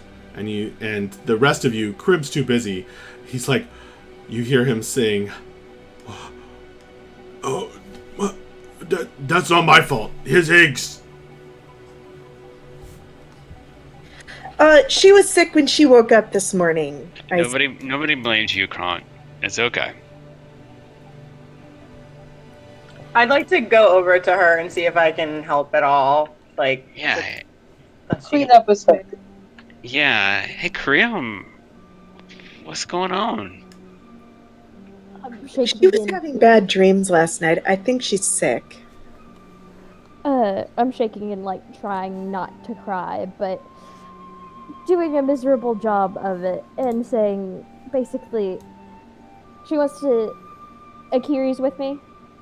Sure. His footsteps were on fire? Yeah, it was wherever he walked, it was all fiery. He showed up in my dream. That's too much of a coincidence, I think. Yeah, and he has that map. And trying not to throw up again. Yeah, I'm not sure I got any good vibes off of him, but I think this confirms it. No, this is really bad. He'll...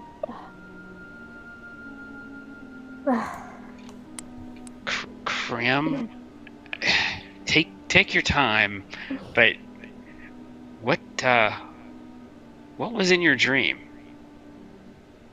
I think it might be important. But you don't have to tell us right now. Okay. Yeah. It's a lot. But it's a lot. That's just too coincidental. Yeah. Let's just say the Wildlands are in danger, if he has that map, they're going to be more cities destroyed. And I need to tell you guys something, but I can't. And I burst into tears. Akiri gives her a hug. Okay, why don't we get you back upstairs into bed? And somebody get Kront and Aramel to fix her up some kind of like chamomile tea or something. She needs to relax before Tea. I'm an expert on tea, says Mr. Kapana. Yeah, Give me just a minute. 100% perfect. Bref steps outside to the nearby dockhouse and goes to fetch something a little stronger than tea to the alderman's boathouse. Oh boy. To help the tea be even more relaxed. Okay. So you're going to pick up some of that moonshine. Let's liquor up this dragon.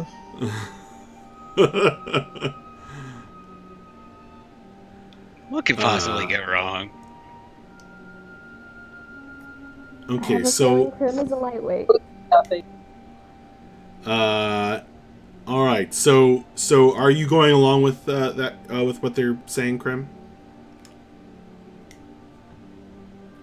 If they give me ale or moonshine, I'll drink it. So I guess I'm up in bed. Okay, so it's not long before you are set up, wrapped up in bed, in blankets, back in the bed, with a mug of very strong jasmine tea, mixed with a double shot of Crazy Rat moonshine, made in the still hidden in the alderman's boathouse.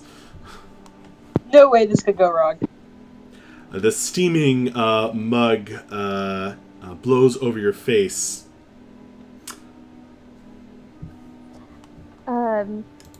I take the cup, my hand is shaking, and I take a little sip of it, and then I immediately spit it out and go, "What the fuck is that?"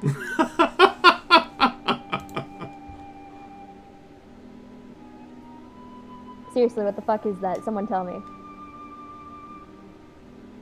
I'll look over at Braff. Something to help you loosen up and calm down. Okay, so then I just throw the entire thing back. So. All right. Well, I was going to say you didn't have to drink it if you don't want to, but I guess we're past that. Yeah.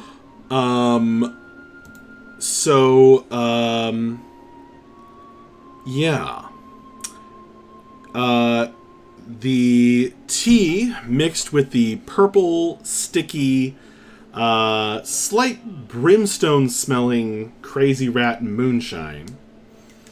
We just invented scissor. Just fills you with a lean, really strange burning sensation that travels down your gullet.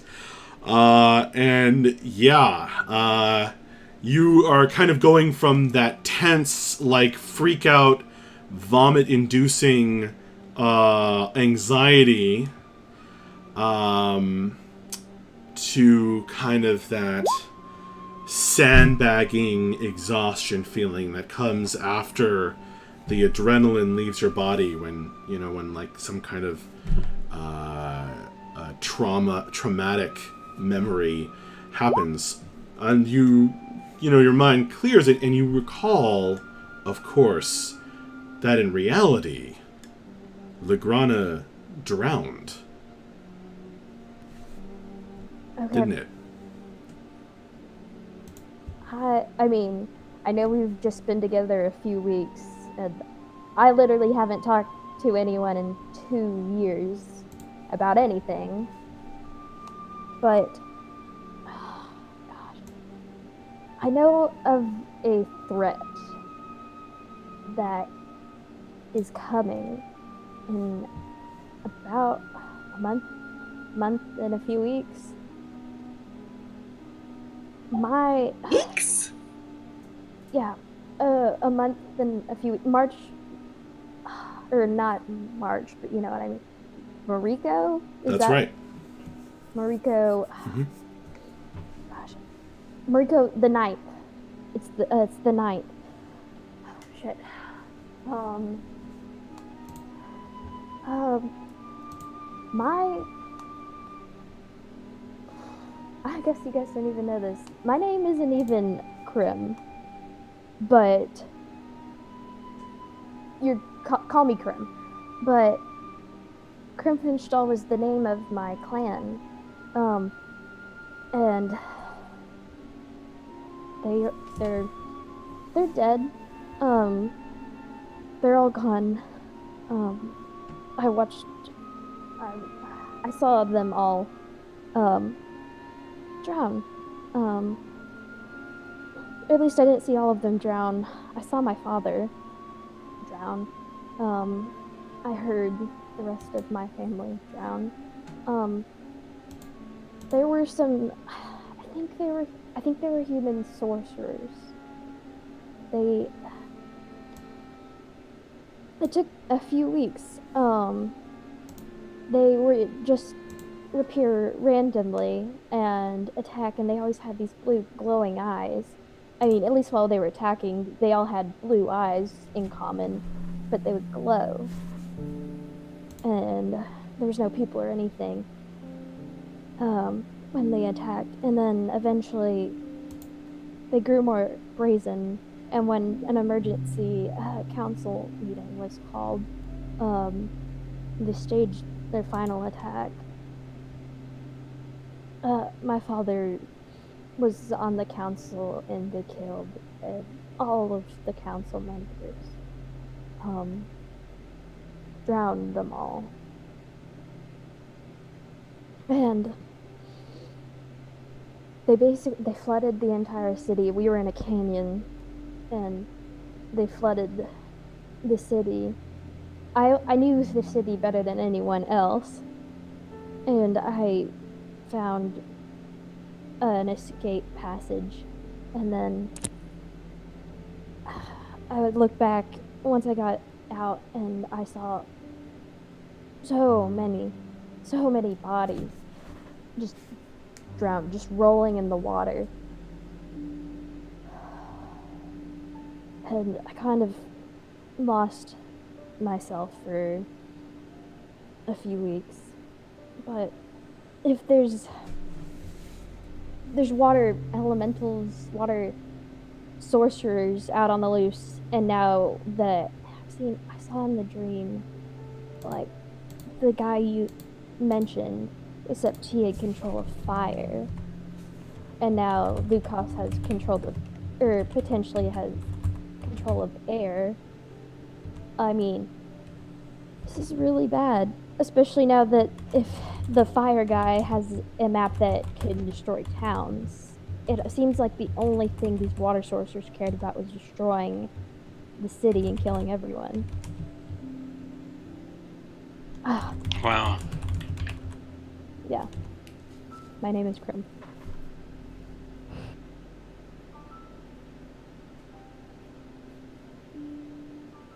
Okay.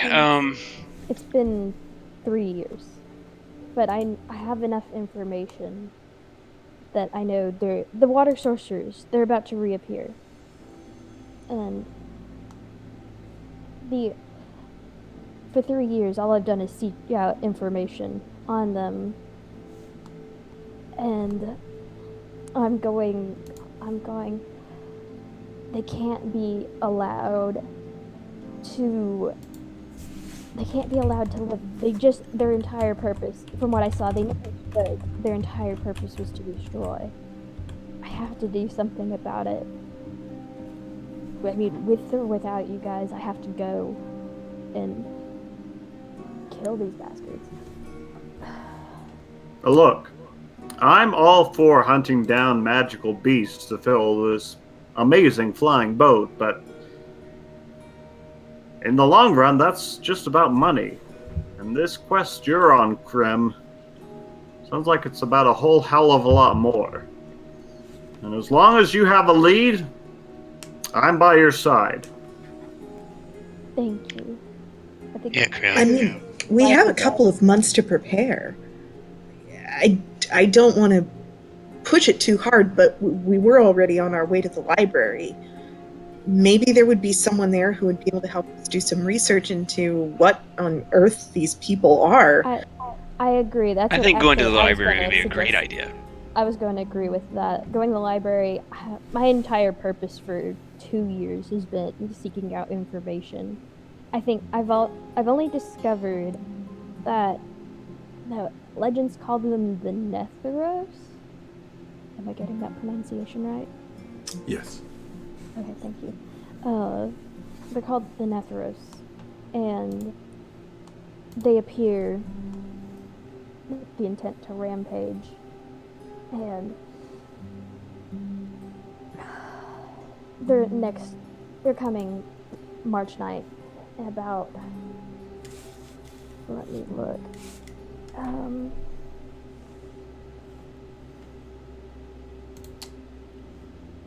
You're asking for the current date? Well, it's still in Jacksu, Yes. It's so the we've still 20th. got a couple months. Well, month and a half then. Yeah, like 6 weeks. They're about 4 days northwest and 1 day north of Taurine.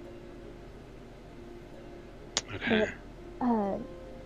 Standing stones. I don't know if it's there's some magic associated with them, but that I've gleaned that they're coming there next, and whatever's around the standing stones is in danger. They're going. I lost my family. I hate to do this because I know it's going to ruin the mood, but I want to insight check Krim. Okay. Go ahead and make a roll. Damn. Well.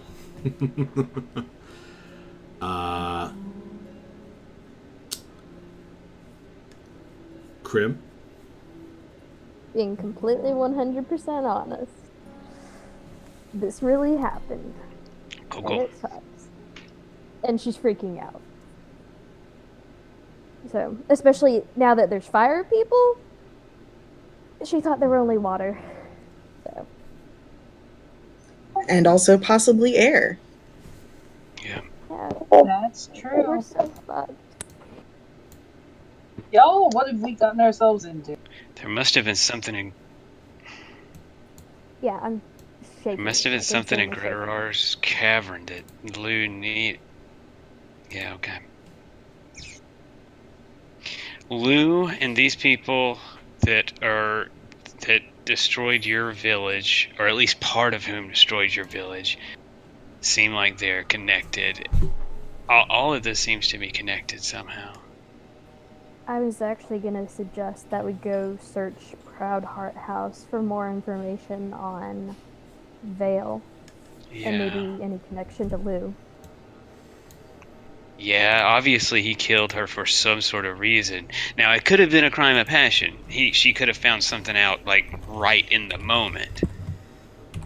But Or maybe she had been Lou has researching something. You're right, though. if Lou has any sort of, if he's the air equivalent of whatever these water sources in this fire guy, yeah, we need to learn as much as we can. Mm-hmm. Yeah, even with the alcohol, I'm shaking.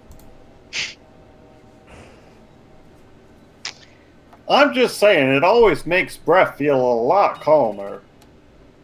Huh, isn't that weird?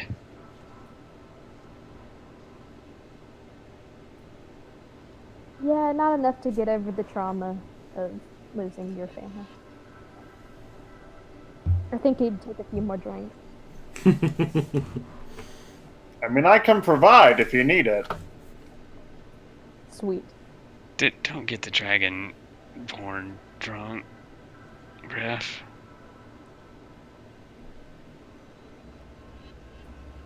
Yep. Okay, so let's come up with a plan of action. What do you say? because now we have a timeline.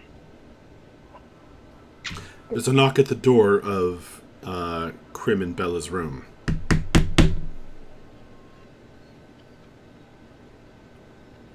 Hello? Who is it?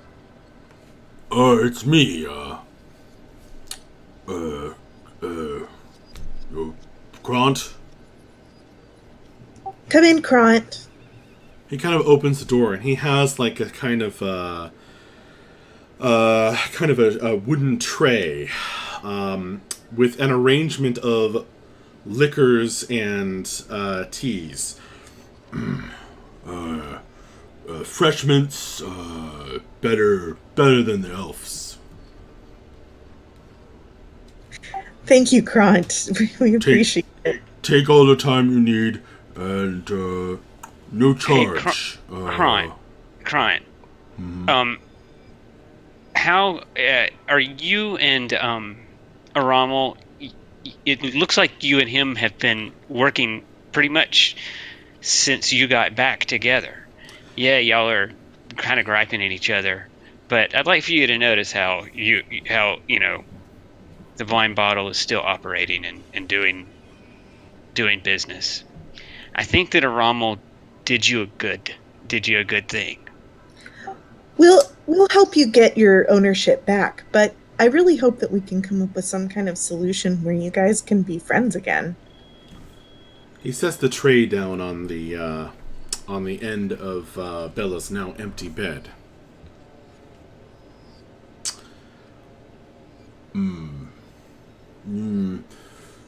Yes, blind bottle, terrible name. La Coupe Cassée was better. Yeah. Maybe you can find papers in archive. Then Krant can maybe Elf and Krant work together. Maybe Krant buys Elf's additional share, whatever. But prove that Krant was original owner. He pulls out the paper from his jacket. Still have the deed. Good Empire script, stamped by the magistrate. I suppose she's dead. I'm sure to help you get your, it's the principle of the thing as much as anything. Yeah, I mean, we'll get your what is it we're looking for? Almost, it's not the deed, it's the finding a copy of it in the archive. Yeah. Yeah, we have to go. Yeah. We'll go through Good. and see if we can trace the chain. And we'll get that, Krant. Good. And you I believe drink up. Don't let the devil's chills get you. Feel better, Dragonborn. Thanks, I Krant. love you, Krant. You're the best. Yes, Krant is the best at naming inns. Blind. And he goes back down to the lower floor of the tavern, closing the door quietly behind him. Leaving the tray of many drinks, enough for all of you, behind.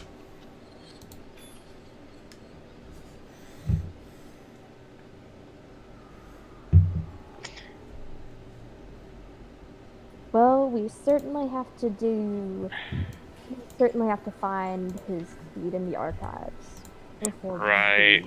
I just, the whole Krant of it all. If we walk by the archives, we will deal with Krant. But I don't know that I want to go out of my way to deal with Krant.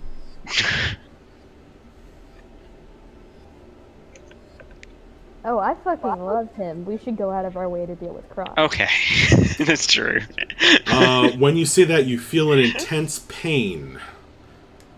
The idea of going out of your way. You feel an intense pain spreading across your forehead.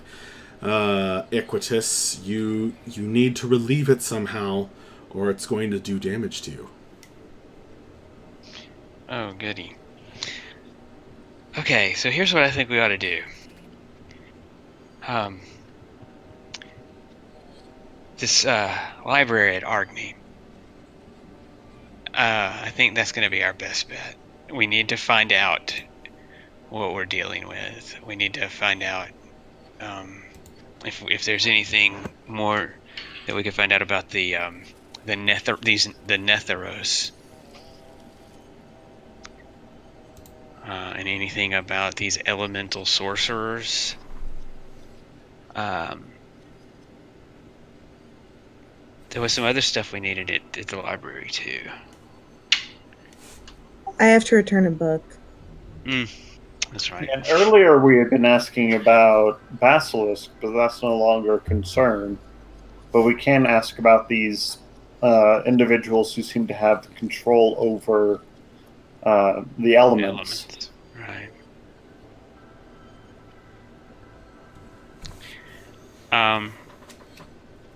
And that's in Arkney. I want to pull out the map. Do we know where Arkney is? I assume Equitus is asking in character. Yes, I'm asking in character. I think it's 14-2, if I remember correctly. You mean 12? Yes. It's 11-11. It's 14-12. Okay, so that's 14-2 would be exciting, because there is a volcano up there. Yeah, that's true. Okay, so it's pretty close.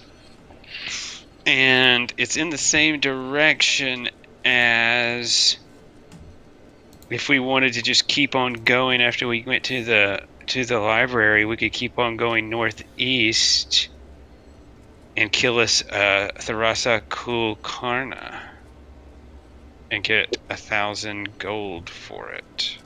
That's not a bad idea. It's 2.5. Let's see. Nope. 7 days travel northeast from Taurine. So, what do we think? Does that sound like a plan? Go to archive. Works for me! Sounds good. All right. Let's. Does anybody need to shop? I might actually. In fact, I know I do. If there's anything left. Oh yes. While we're all here, am I correct in assuming? Where are we in the inn right now? You are in the room that Bella and Krim were staying, had claimed, which is on the second floor right here, on the kind of eastern corner. But are we all in there? Yep. And I'm asking everybody as much as anybody. Oh. Okay. Sorry, I spoke out of turn then. I'm sure I would have wandered in there when I heard people talking. So first of all, everybody, here's we got 100 gold for the Chimera. So No, for the Basilisk. I mean the Basilisk. I'm sorry. Right, we have to catch up Bref and Krim on the agreements that we made with Stray. 1, 2, 3, 4, 5, 6, 7. It's 14 each. You got and it. Cordy also wasn't there for the deal.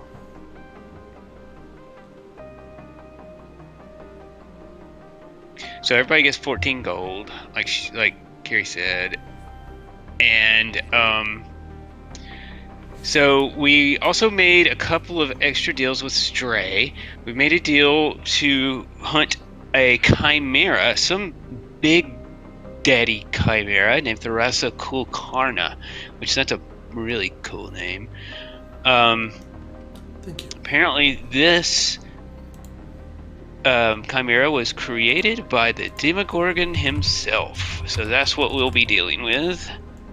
And he or she or they is about 7 days northeast from here.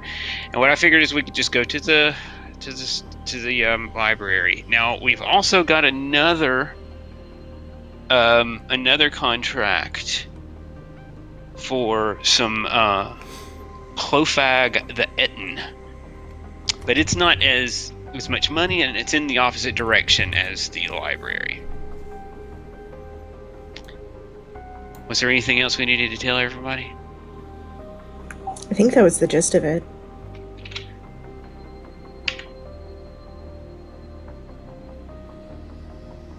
So, I know I want to go try to buy some stuff. What do we need to do while we're in Torian right now? Well, why don't we... I mean, I think this is something that we could split up on. Mhm. Anyone who wants to go try to do research, at the archives, we can head over to the town hall and try to figure it out, but we certainly don't need all 7 of us there for that. The rest of us could kind of pool our resources and go shopping for enough food to last us until we get to the library. As much as I love Krant, I think I want to go investigate Crowdheart House and try and uncover as much information we can about Vale. And anything else. That's option 3. Cordy can also help with food. I think I wanna Crowdheart spend money House, on- maybe we should all go ourselves. We should all go together, just in case there's some kind of trap or unexpected danger there. I mean, considering- it's called Crowdheart House. yeah, I mean, that, like, I doubt that we're going to run into too many monsters or other problems at the town hall or while we're trying to shop for food. But if I was to guess, we're going to run into trouble. Bureaucracy is a problem. Okay, well, yes, philosophically, maybe. But in terms of having to punch demons, I doubt it. I guess.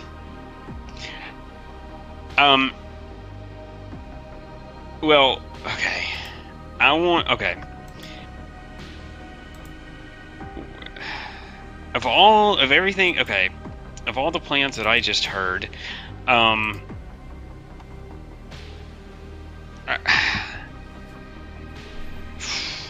really what I want to do is go get some health potions and maybe look at some armor and weapons and see what they have, and then just go northeast. Right now. I feel like it might be a smart idea to do like that kind of shopping in Arceus. Just because everything's been kind of level over the past couple of days. I'm not sure that anything has left. Okay. Alright, I can understand that too. Sure. We can certainly check. Or ask,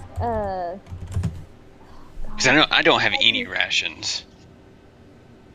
I can provide food and water for up to 5 people, as long as the land.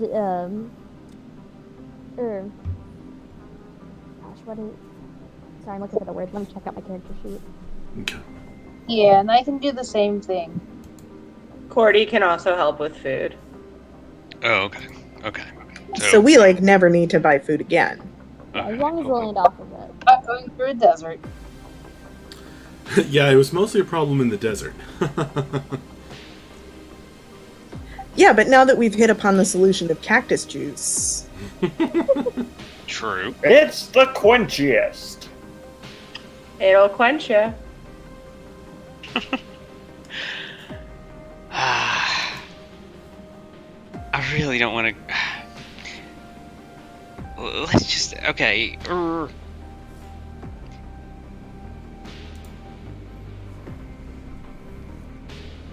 Well, let's do something. Let's,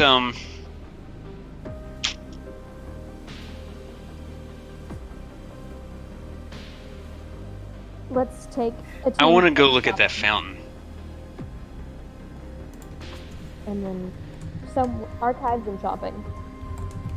And then we all do Crowdheart House. Okay. If Aquitus is leaving, I would like to walk up to him and just hand him my money. I'm sorry, you cut out a little bit. I would like to give you any money that I have. Wait, what? You helped me out before, and I don't think this is very useful to me. So, No. Give this to somebody else. Don't give it to me. For real. does anybody want it? I don't want it. Hell yes. Okay, I'll hand it off. But I appreciate the sentiment.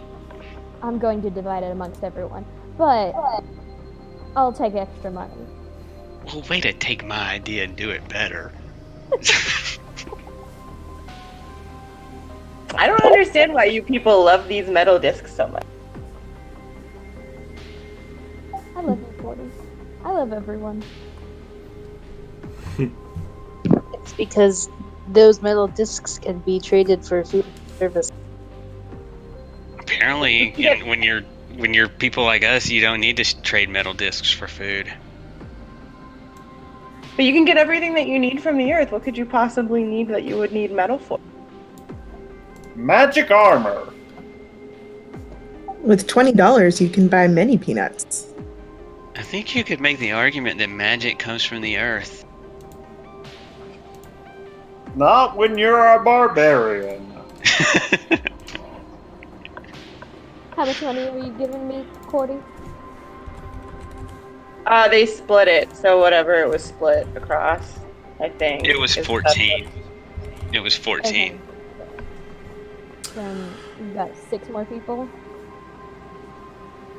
So 2 each with 1 left over. Aquitas can have the one that's left over. Alright, you guys divide the reward money and talk over your immediate and somewhat more long-term plans. In the aftermath of Krim's revelations over her past, we are going to take a quick break. We'll just take a couple of minutes, run off, use the facilities, whatever you need to do, come back. I'll only be gone like 2 minutes, and we will continue the game. But let's give ourselves a little break of just a couple minutes, and yeah. Sweet. See you guys in a sec. Yep.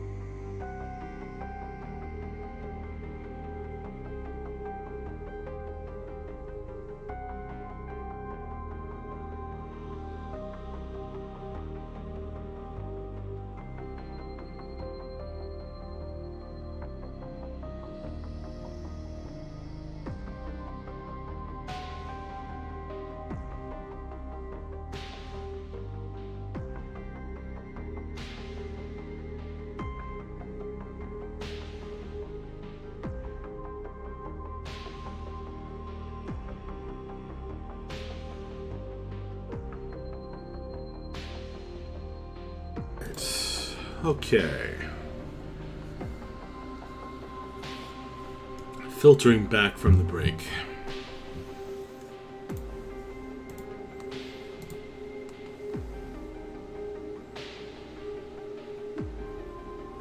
So, for whatever reason, Akiri, your camera has been frozen for both me and Danielle for the past entire session. I actually don't know if you're back yet or not, because I can't tell. Yeah, I'm pretty sure it's frozen for me too. Paul, your camera has not worked for me. Oh, it hasn't? It's worked on my end. It's not on mine, yeah. No, Weird. you have been PC on the stream, so congratulations. Oh, frickin'. I've weirdly been able to see him. Huh. I'm reconnecting. Okay. Nope. Oh, wait, there you are. Hey, you're back on mine, but not on Mavra's. Now And I lost Emily, and I never was able to see Haley. Well, I don't. All I have is Max, Jeremy, and me. Oh, wow. Well, everybody's had their camera on at one point or another. Your webcam is sexist. Yep, it is. Am I moving? Damn. Emily, you're moving, yes. Wait. With a true pigeon folk dance. And now you're back, Akiri. Fantastic.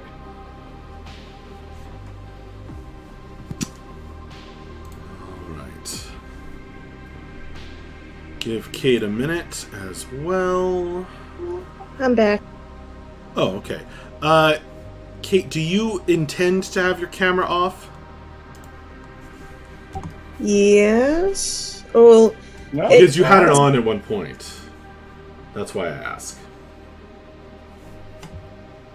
yeah. It was messing up my my audio. I thought it kept like clipping in and out, and so I'm having better luck. I was having better luck without it for a while. I've tried turning it back on a couple times, and every time it craps out for me. Gotcha.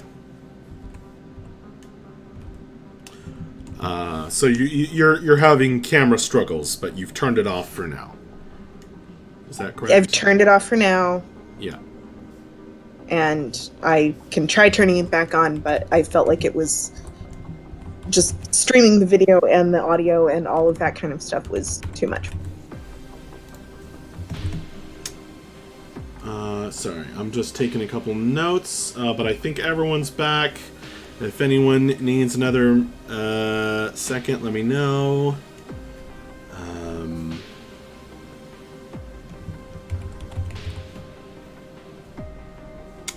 Okay. We are back in it. Quick question. Does anybody need to stop right at midnight tonight? Or, yeah. That's the The question. closer to that as would be better. Okay. Roger that. Is that like in an hour or so, or? Yeah. Like 50 minutes, yeah. 50 minutes. Yeah, I ask, because for some of us, it's not a work day tomorrow. It is for me. Oh. So, yeah. I mean, I'm down with as late as whatever, but whatever everybody else needs to do. Yep. Okay, just checking in. Okay, let's keep rolling then. So you guys just divided up the reward money for bringing in the Alpha Basilisk. And you have been making plans. Have you decided on a course of action? Does everybody, are people prepared to move their character to a location in the town, if that's what you're doing? I am. Yeah. No. What did we decide we were doing? I think we were gonna split into a shopping and Oh, that's another right. group to go to the archives. You're right, you're right. And then we all meet up to go to Proud Heart. Okay, who wants to go shopping? Who wants to go investigate. I don't want to investigate. I'm investigating. I feel responsible for Kronk You should say that. because he's an orc, so I'm going to the archives. I'm going to the archives. I'll go shopping. Given my general investigative skills, I'm going shopping. Alright, Kronk, let's go shopping. Who else is going shopping? With me and Kronk? Cordy will come. It's not Grunt. That's Breath. I mean, Raph, good grief! I'm sorry, man. I've lost my mind. You're not Kronk. It's been a rough couple days. It has, though. So, Cordy, you coming with me and Bref? Alright. Who else? Akiri is also going shopping. Okay.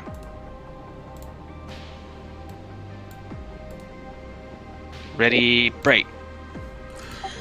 Move your Before characters we to where go- you're going. Oh, I guess that's Before smart. we huh? go to the town hall, though, I want to go to Kront and ask him if he would allow me to take his deed with me to the archives, so that I can show it to them. And I say, if you feel more comfortable coming with us, that would be fine. I understand if you don't want to let it out of your sight, but I just want, I feel that it would be better if we had a copy of the actual document that we're trying to get them to look up for us when we do the search. Kronk kind of pats his jacket and looks thoughtful and says, Kront better make sure that Elf doesn't steal Kront's stuff.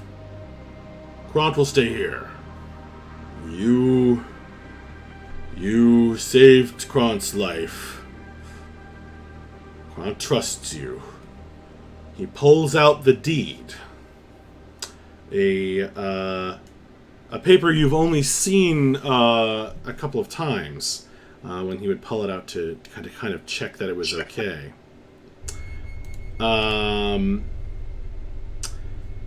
He holds it out, kind of hesitantly. It's decorated with marvelous what's it called? Wood print, etching,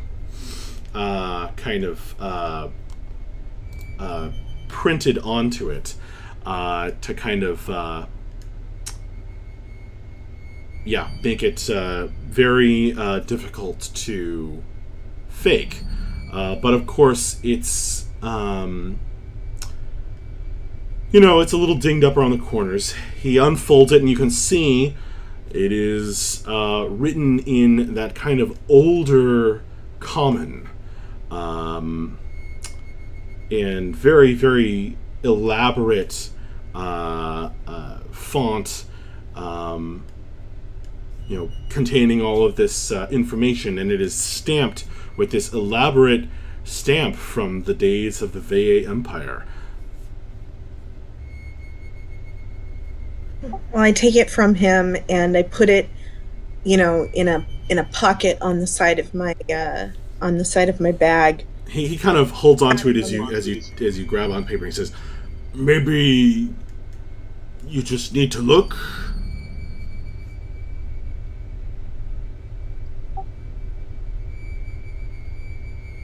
I mean, we could. I just feel like this would speed things up a little bit. Right. Okay. Kront has only known you a week, but you have saved my life. He lets go of the paper. She's gonna lay a reassuring hand on his arm, and she's gonna look him very seriously in the eyes and say, "Kront, je m'appelle Poulet et Fromage." He looks really confused and then breaks down laughing.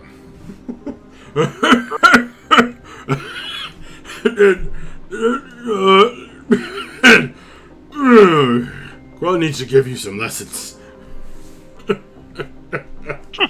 Well, I think you got the gist of it. He walks away muttering, du fromage.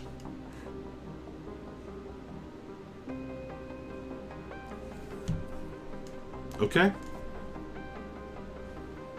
You have a deed for La Coupe Cassée.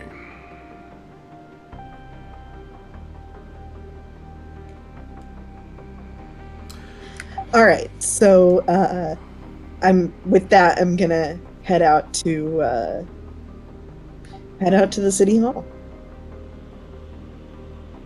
Okay, would you like to move yourself? Everybody move yourselves to where you're headed.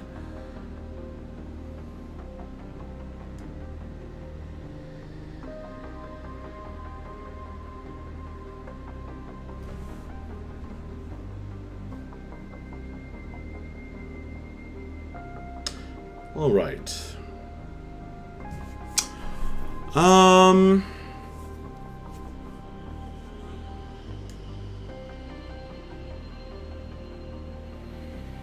Let's do the shopping first. You guys head to the ancient market, which was not lit on fire, but was full of lemurays and has been smashed up quite a bit. A lot of the goods are scattered around. There's sacks of flour have been ripped open. There's items of items of furniture that were for sale that have been smashed apart. There's several those kind of like racks of just like all kinds of like household things, like just random stuff. Everything from there was like whistles to clothespins. And there was like a barrel of like assorted dried like nuts that's been overturned and trampled, and it looks like they tried to set them on fire. But when you enter, the bell still rings on the slightly damaged door.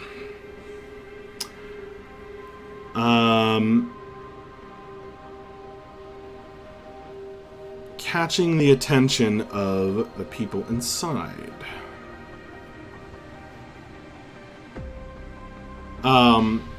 You've met him before, the dwarf Morin Branorge.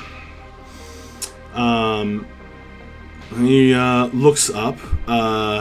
He's kind of trying to clean the place up. He's in the midst of picking up some of the spilled food items. And he's kind of trying to pick up a mirror, and he's like using this kind of cracked mirror to like brush a bunch of the spilled nuts from the floor onto it and like putting it back in the overturned barrel.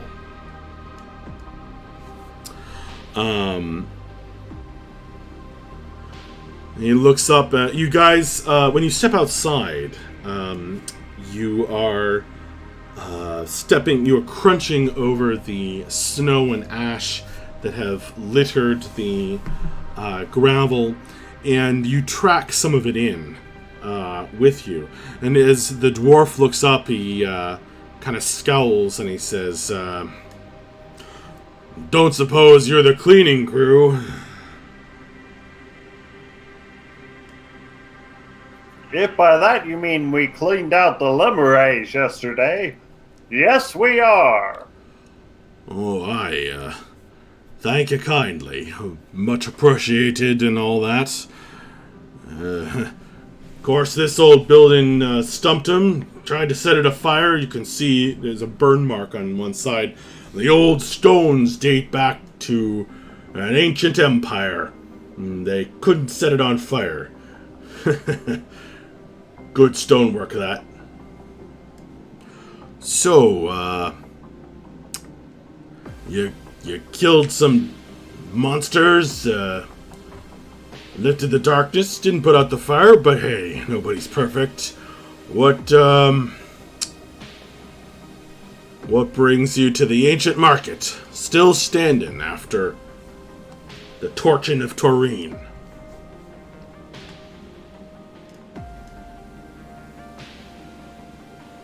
Well, we were hoping to do some shopping. Obviously. Well, we're still open for business. What can I get you? It's a general store. We've got generally everything.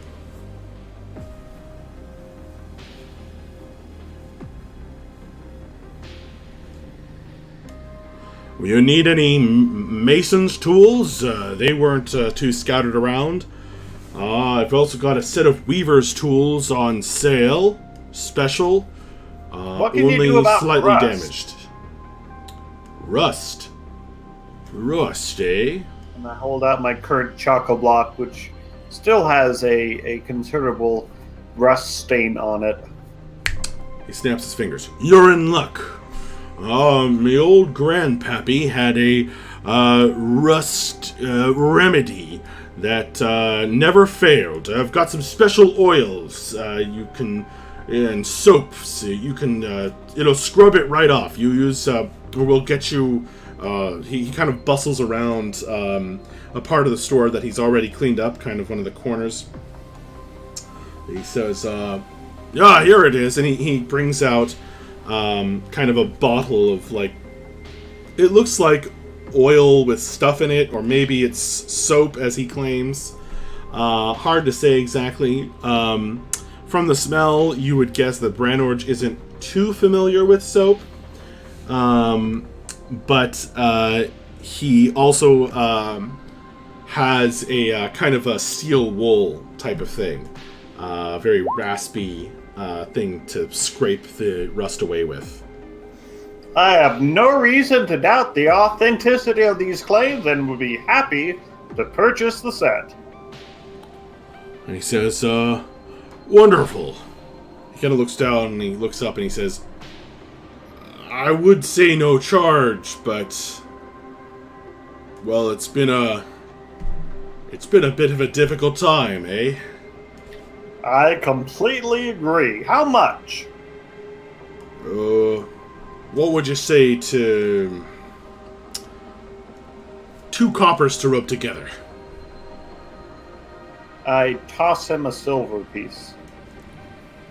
Oh, thank you kindly. The little dwarf holds out the bottle and the steel, the raspy rag.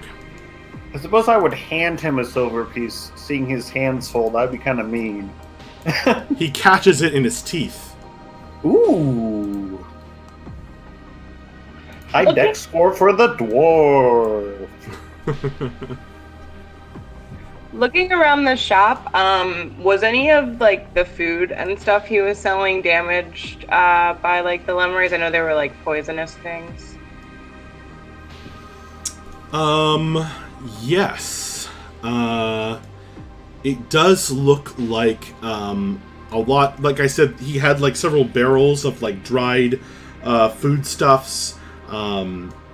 I think you guys bought some rations here before, and that is kind of what he put them together from. Those were spilled, and then the food items were kind of fouled on the ground. Whether by magic or by dirt and other more unpleasant substances. I'd like to cast Purify Food on all the food. Try to get it together and cast Purify Food on it. Okay. He's okay. I could ask if you would much, like. That can do quite a lot of purification, can't it? Hold and push to talk. I believe it's like a 5-foot cube. It's anything within that. So if it was like all together. Is it a cantrip? Or is it a cantrip? No, it's a spell. Okay. So you could probably do like 2 barrels. A 5-foot radius sphere. So it's actually a little bit bigger. Well, actually a 5-foot cube would be better. No, a 5-foot radius. Oh, that's enormous. Yeah, Okay. it's like with. So yeah, if you so you tell Branorge, Morin Branorge, to kind of gather all the food together, and he kind of is like, all right, and he takes out a broom, and he just kind of like swoops it into this big pile, and you cast the spell, and the kind of the dirt and the feces and the kind of magical fouling that occurred when the devils came through here just melts away, and the food is sparkling and clean, and actually smells good. He is delighted. He kind of does a little happy little jig, and he's like, "That's amazing! You've rescued my stock." And then he kind of starts like sorting it into the different barrels with his big dwarf hands. You're a hero, Miss Cordy, was it? Yeah, that's good. No problem. I just don't want you to have to suffer too hard. Yeah, that's our Cordy. She's a hero, all right. Remember it. Well, we've all suffered quite a bit, but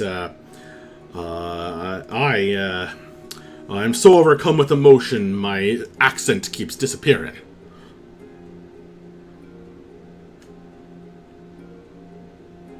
If there's any more food that like he wasn't able to gather, I can. It's a ritual spell, so I could theoretically do it multiple times. But if that was just good, then we're good. 10-foot radius sphere, yeah. All of the food items that actually needed it, you were able to do it on. But now he's like trying to sort the nuts into the nut barrel and the dried fruits into the dried fruit barrel and all that stuff.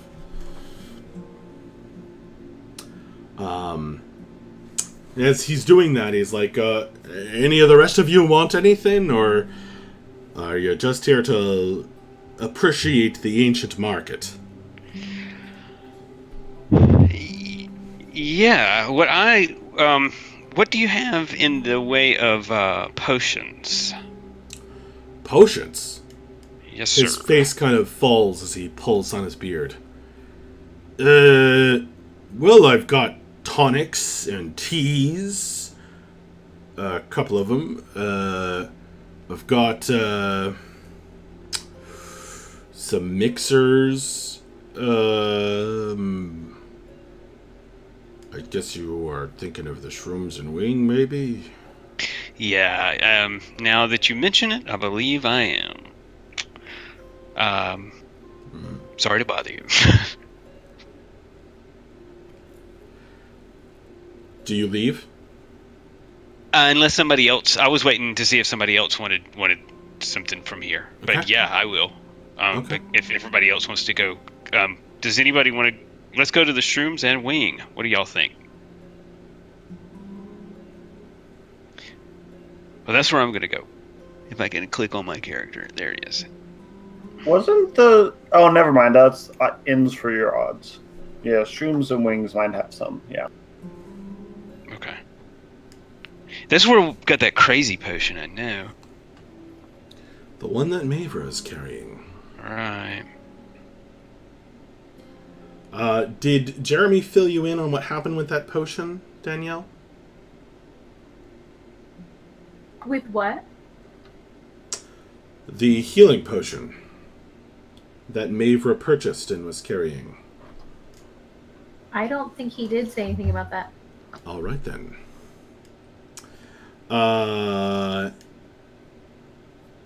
Very quickly, you used it during the big battle. On, I forget whether it was yourself or a fallen eye. I think it was yourself. And not only were you able to drink it amazingly quickly, like it just went down without you barely having to gulp, but you looked down afterward and the bottle had refilled itself.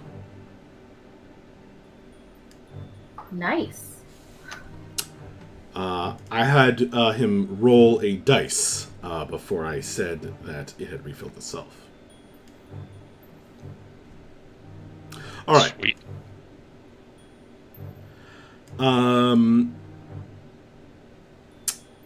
Okay. Some of you are heading over to Shrooms and Wing, losing interest in the ancient market. Was there anything else that you guys wanted from the general store? Those of you who are still there?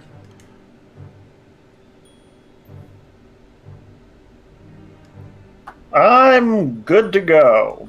All right, then. You find Shrooms and Wing is kind of locked up. Oh. The door is closed, but there is a light inside the building. Equitus will knock on the front door.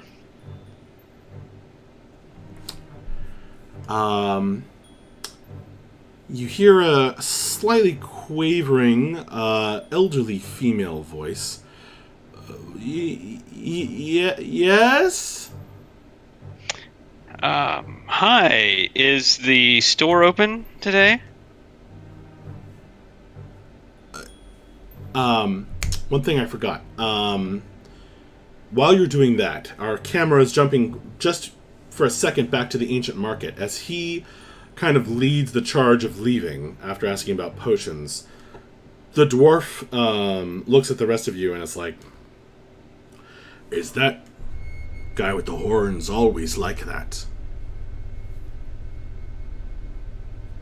Rude. Does he have sympathies with the... Never mind. Alright. Cordy will look at him dead in the eyes and just say, I would be careful who you insult. Insult? No. Branarch, the Branarch clan, we don't insult ever. Very polite. Was taught by my grandpappy. He's sweeping up all the food. Do you want anything, by the way, Miss Cordy? On the house, you saved my stock. If you have anything you'd like to offer me, that would be fine, but I don't need anything. Offer you? He looks thoughtful. You like mushrooms? This is true. Give it away. He reaches under the counter and pulls open a drawer. Lifts out some jars, mason jars, miraculously unsmashed. Lifts out the bottom of the drawer. Lifts out an aromatic wooden box. Opens it up. Well, I saved these. Got some competition across the way, but don't know that she grows these round here. Up in the sunlight, they don't grow so well. He pulls out a bag that smells really strongly of, like, that really rich kind of mushroom flavor. Mushroom smell. That kind of fungal thing that just assaults the nose and makes it kind of crinkle up. And he says, not so tasty, but maybe when you're wanted to have a day of adventure without all of the bloodshed. And he hands you the very small leather bag. Just a couple of pinches will do.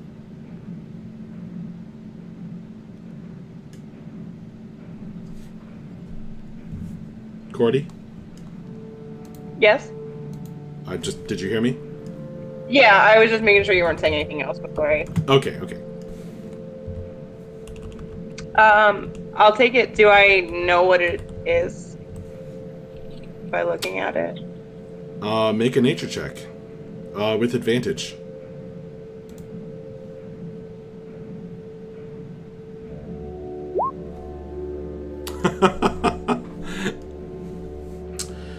That advantage, though.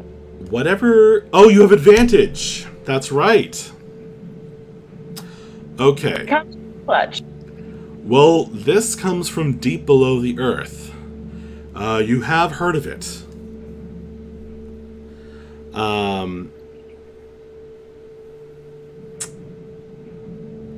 It is called Hornblack Earth Tongue, and it is a powerful hallucinogen when consumed. Oh, yeah. Super into it. I'm also so happy I did not fail a freaking mushroom identification. That was Hornblack Earth Tongue. Radical. Okay. See you later, Grimslag. Thanks for coming by the stream. Okay. I wanted to get that bit done. Let's go back over to Shrooms and Wing, where they also sell mushrooms, but not these.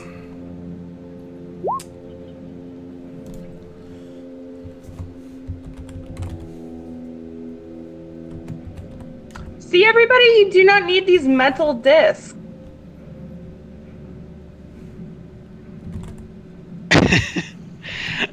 Yeah, that's all we need. I literally just got drugs for free.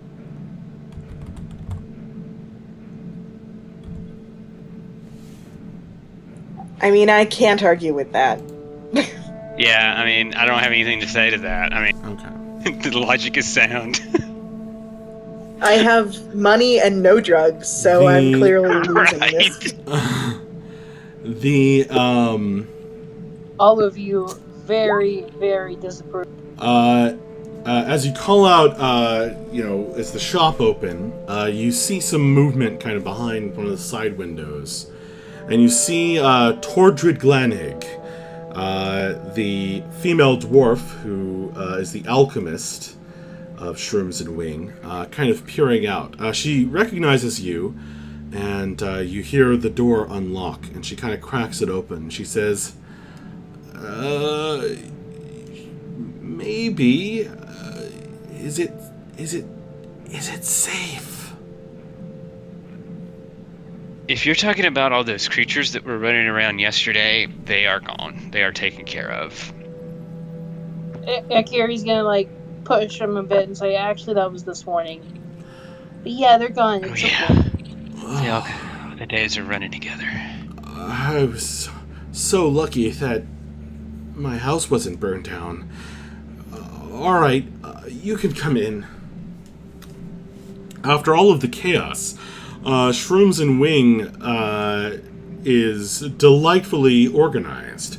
All of these various components laid out in neat little rows and boxes and everything. She has her sort of specials cabinet with the vials of liquid kind of proudly displayed toward the front. And there's a crossbow, fully loaded, aimed at the door where you enter, laid on the table. She kind of putters about, kind of adjusting things, but compared with every other building you've been in Taurine, none of this needs cleaning.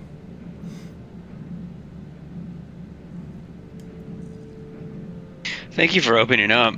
I have her name, and you just said it too, but I haven't written it down. Tordrid is her first name. Glanhig Right. is her That's right. second name. She's a female dwarf, quite aged in appearance. Thank you for opening up, Tordrid. So we were looking for some of your potions. We came here few days ago and bought some potions from you, and you really helped out our friend. Do you remember a lady who came in and bought some potions from you? She had a distinct mushroomness about her. You mean Cordy? Yes, Cordy. Cordy's You know in the her. room. Oh, I thought. Well, see, when you Cordy. Into the other mushrooms, it's fine. I'm confused. Okay. Cordy yes, enters the door at this moment. Yeah, so Cordy, try to hook us up with. Oh wait, but okay, we're looking you for. mean her? Yes, no, Tordred. Let's. We're looking for some potions. She looks up at you and she says, "All right, I just want to make sure. You fought against the monsters, right?" Okay. Yeah, I sure did. Yep, horns and all. Right. Fought against them. Sure did. Oh, Yeah, I didn't mean because of the horns. To help save your town. Yes, I did. Yes. So there'll be a big discount. Everything 20% off. Yeah, I thought that's why you brought that up. So, what do you have to show us? Oh, well, what are you looking for? Spell components? Something that will help us, if potions. Yeah, like any kind of potions that you have that would help us if we got in a scrape. Well, a scrape. Right. Oh, certainly. You're looking for a potion of healing? Yeah, if you have a potion, any potions of healing you have would be good. Yeah. Okay. All right. Yes, I have. Just the thing. She kind of unlocks a cabinet in the back, opens it up, pulls out a couple of vials. I have 2 of them. She lays them down on the counter. You can drink them, and they work. They're my special recipe. Okay. I know I'm not there and I don't want to be that person, but she might be trying to poison you, man. Oh, that went through my mind for sure. How much are these potions, Tordred? She says, well, normally I would ask for 50 pieces of gold. But you helped a lot, so I will sell you this one. She pushes it forward for 30 pieces of gold.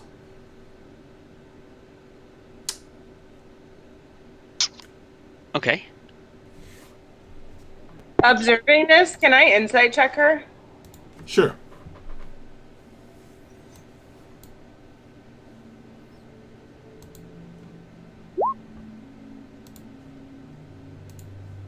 $19. Okay. You do not sense any deception on her part, but more intense embarrassment. I'm not going to react to it. I'm just going to keep that to myself. Okay.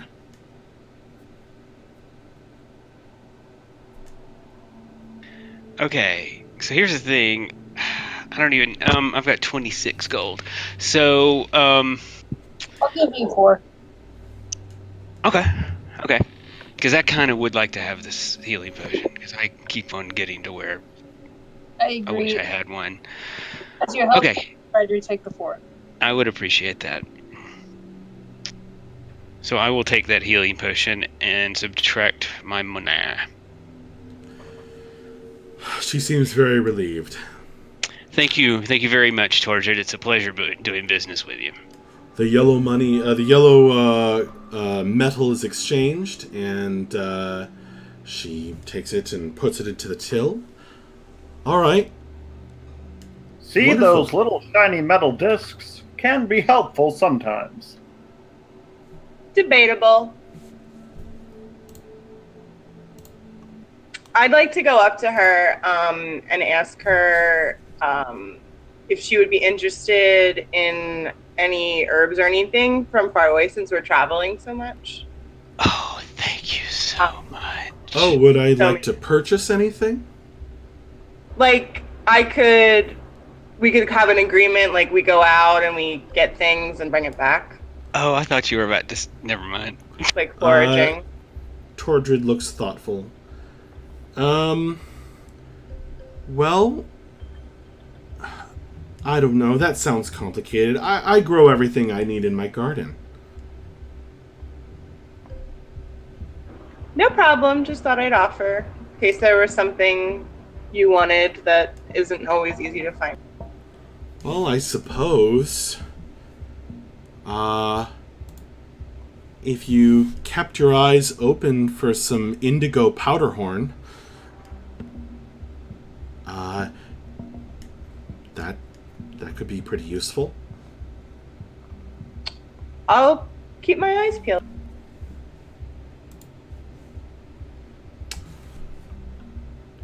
Peeled eyes can also be very useful in certain potions, but I don't usually make those.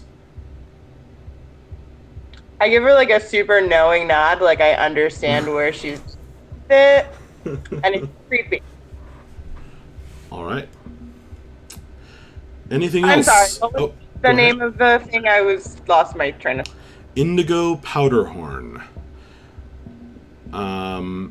which is another fungus you have heard of. It grew in the forest, the fungal forest where you come from, but it is extraordinarily rare.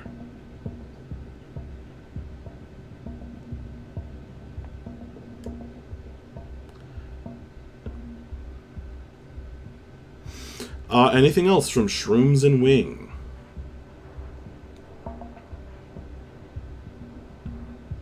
Nah, Kiri was mostly along for the ride. Okay. No, I think Equitas is done. But I want to pointedly thank Tordrid for being such a kind person in opening today. Uh-huh. Thank you so much. And you have a great day. She says... Ref is just happy everyone in the shop got along so well. She says, have a good evening. No love filter for the road? It's on sale. No thanks. No love filter today. All right. Okay, as you guys finish up that awkward conversation, let's jump over to the Anne-Marie Bourdillon Town Hall. This very old building dates from the days of the Vey Empire. But it has not fared so well in recent days.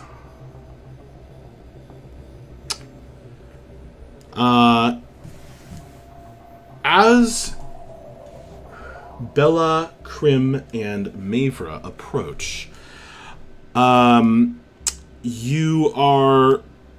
your attention is grabbed by the columns of smoke still coming up from the building's wrecked roof. There are a small crowd of people outside, and as you pass on your way there, you pass Proudheart House, where there's another crowd of people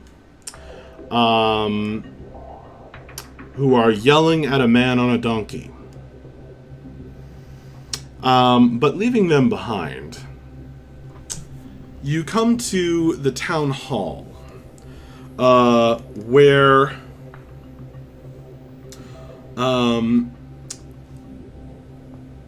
there's about half a dozen bowyers and farmers standing around, kind of talking in loud voices, with a man who is kind of standing out in front, tears running down his face, but he doesn't look sad. He looks kind of mad, and he's holding a cudgel in both hands, and he's standing on the path which led up to what was once the door of the town hall, but has burned away to ash. He also wears a kind of conical metal cap, and wears some simple leather and cloth armor. And he is saying, "No, sorry.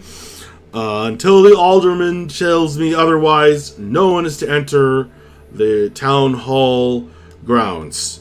That's the way it's got to be." And there's a woman kind of wringing her hands nervously off to one side.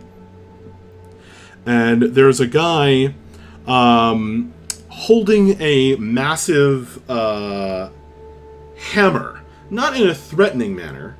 And it's not a war hammer. It's like a big, hefty kind of chunky kind of hammer for who knows what. Maybe you know. It is actually a mason's hammer. But it's a scarred man holding this hammer, and he is kind of gesturing, not threatening, but he's gesturing with it just for emphasis at the guy with the cudgel. And he's saying, there are important records in there, and I don't care what the alderman says. We need our papers. We need to prove that we own our places and rebuild the town. And you hear some muttered agreement with him from around the half a dozen people scattered about. So that's the scene as the three of you approach, crunching over the snow and ash. Right, well, this seems like it calls for somebody who's extremely, good with like talking to people. It's a good thing Brett's not there. Indeed. Okay, so I'm going to go up to the gentleman who appears to be guarding the door, and I'm going to say, it looks like you've got something of a situation on your hands here, friend. He kind of hefts his cudgels and blinks through the smoke. Although it's actually, a lot of it's steam.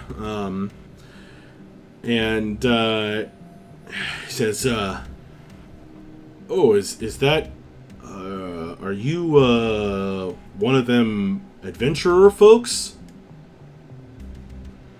Actually, he shouts it. I am. Are you one of them adventurer folks? Just unnecessarily loudly. Yes. Right. He gestures with the cudgel. Well, you were on good terms with Mayor Proudheart, so it's good to see you. I'm sure you can understand. Maybe you can explain to this idiot and the others that I can't let them past. No can do. Well, what on what basis are you not letting him pass? If I inquire. I'm new to the situation. Oh, you're new. He holds out his hand. Charles Williams, town guard. Right. I shake his hand. Bella and Doral, town bard.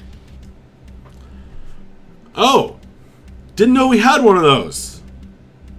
You do now. Right. Well, until a new mayor is chosen, the alderman is in charge, and Alderman Geemy said, don't let nobody into the town hall till I've had a look-see. Nobody's had a look-see, so Charles Williams is still in charge and not letting anyone through. That makes sense to me. Any idea when Alderman Keeney will be able to make it over? He's busy. As I would expect, him being a high-up personage. I just, think that, I mean, everybody's under a lot of stress today, and when you say that, the woman who was looking nervous and wringing her hands, she bursts into tears. And she says, we've got to stick together, and my husband and children, they need me, and we need to get into the records. We need to get the insurance money for the shop. We have to do it. There's no time to lose. Charles Williams looks very uncomfortable at this interruption of you. Right. Okay. Look, why don't we,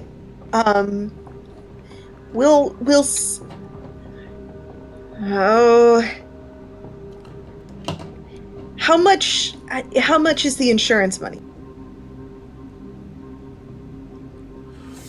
She says, that's what we need to check. All right, well, how much would you need in order to get through to tomorrow? What? Through to tomorrow? And people are kind of looking at you like, are you going to do that for all of us? Until Alderman Keeney has time to stop by, The scarred man with the hammer is kind of regarding you with a thoughtful scowl.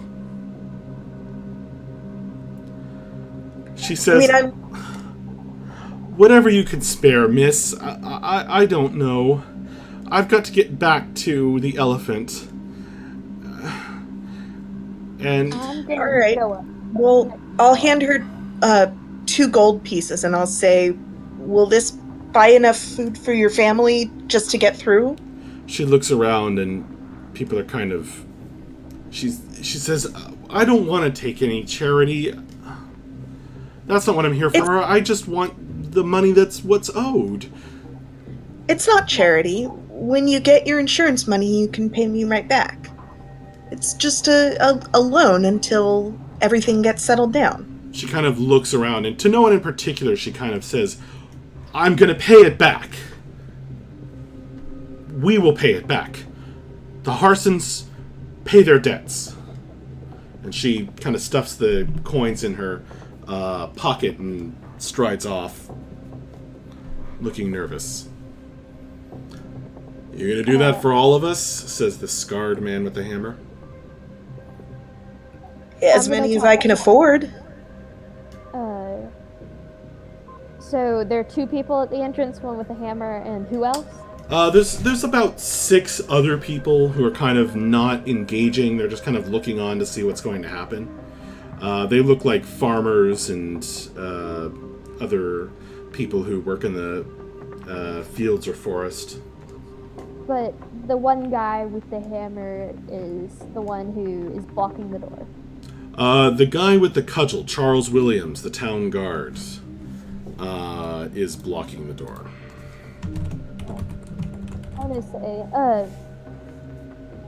could you please just let everyone in one at a time, and you can be with them to guard. You can be with them to guard the building, and to keep them from stealing anything from the building. But these people need the papers, please.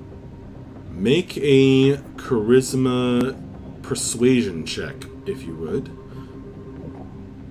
And are you wearing your crown? Yes, and can I please use that? All right, so expend a charge from the crown, and you'll get advantage on this persuasion roll.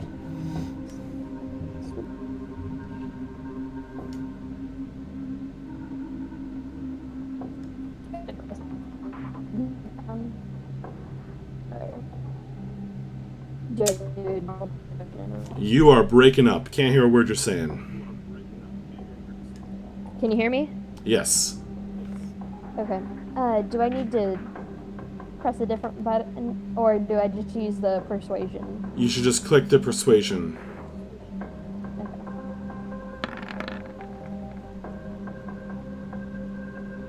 Okay.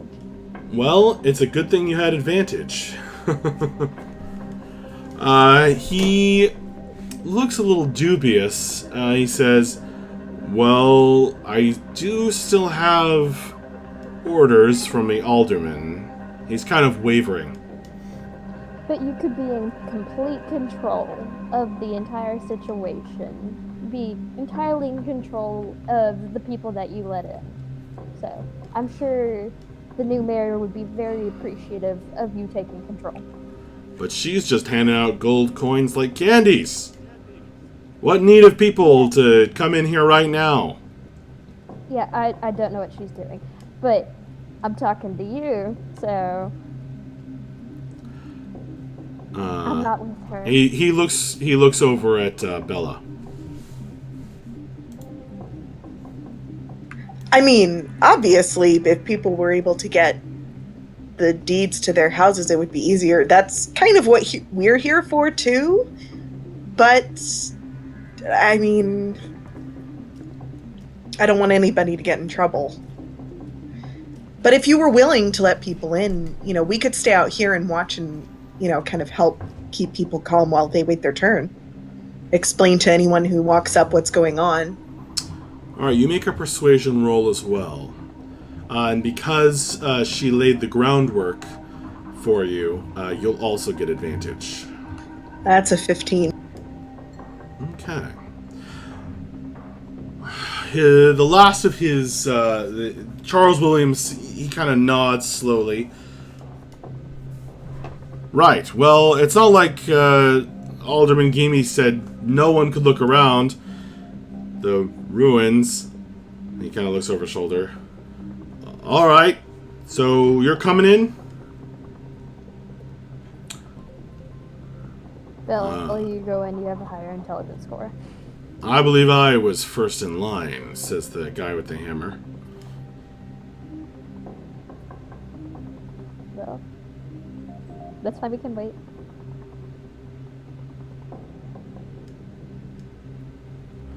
Unless you don't want to wait down. Charles Williams. Huh?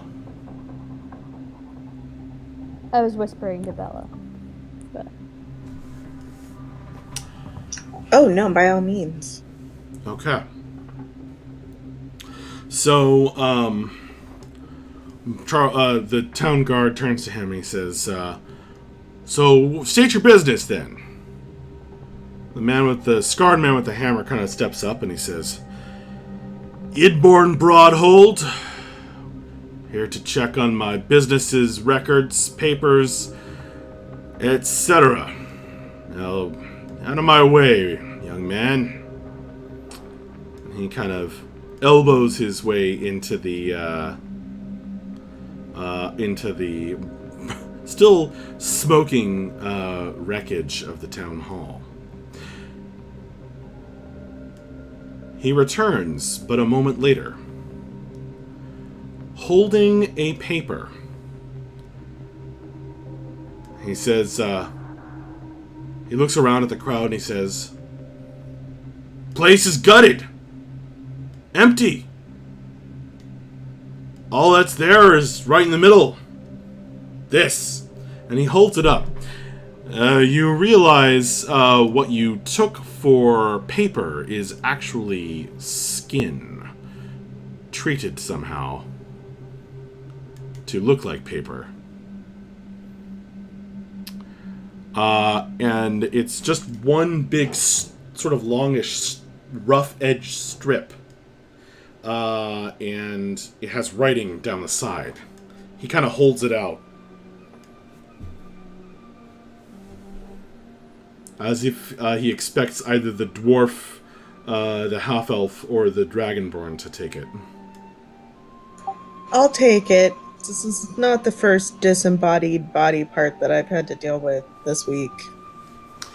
You hold it up, scrawled across or burned into this strip of skin is, in all caps, a crazily written message. And this is what it says.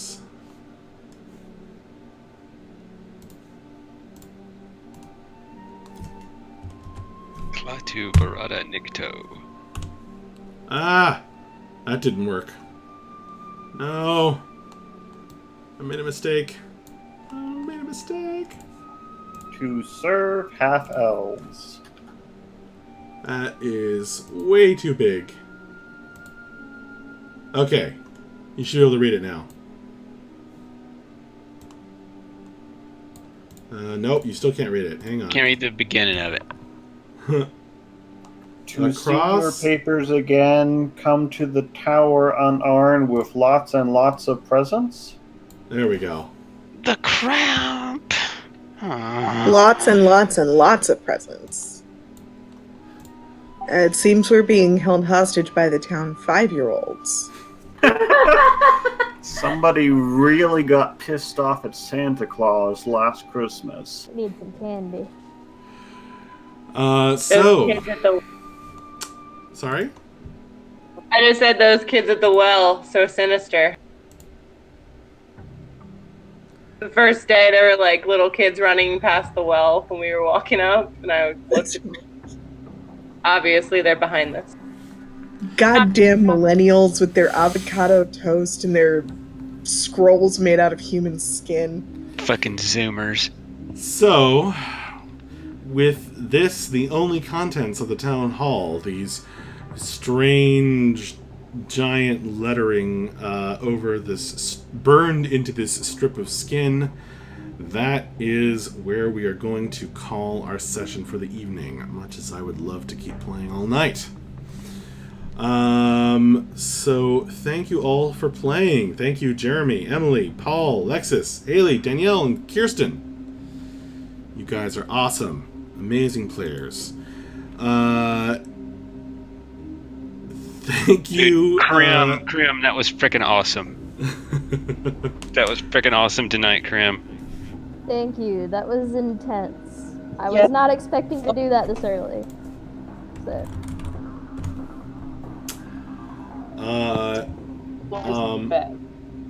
Sorry, what's that? I said Laura's the best. I'm always here for some good character lore. Yeah, it all came spilling out. Wow. We're going to have to see how that develops and where that leads you guys. Thank you, Twitch viewers. Thank you, the man with no screen name, Grimslag, everybody else who came by. Thank you, anyone who watches this later. We are going to sign off as it is late, and we will be back again next week, hopefully, for more of the Wildlands. Good night. Bye-bye.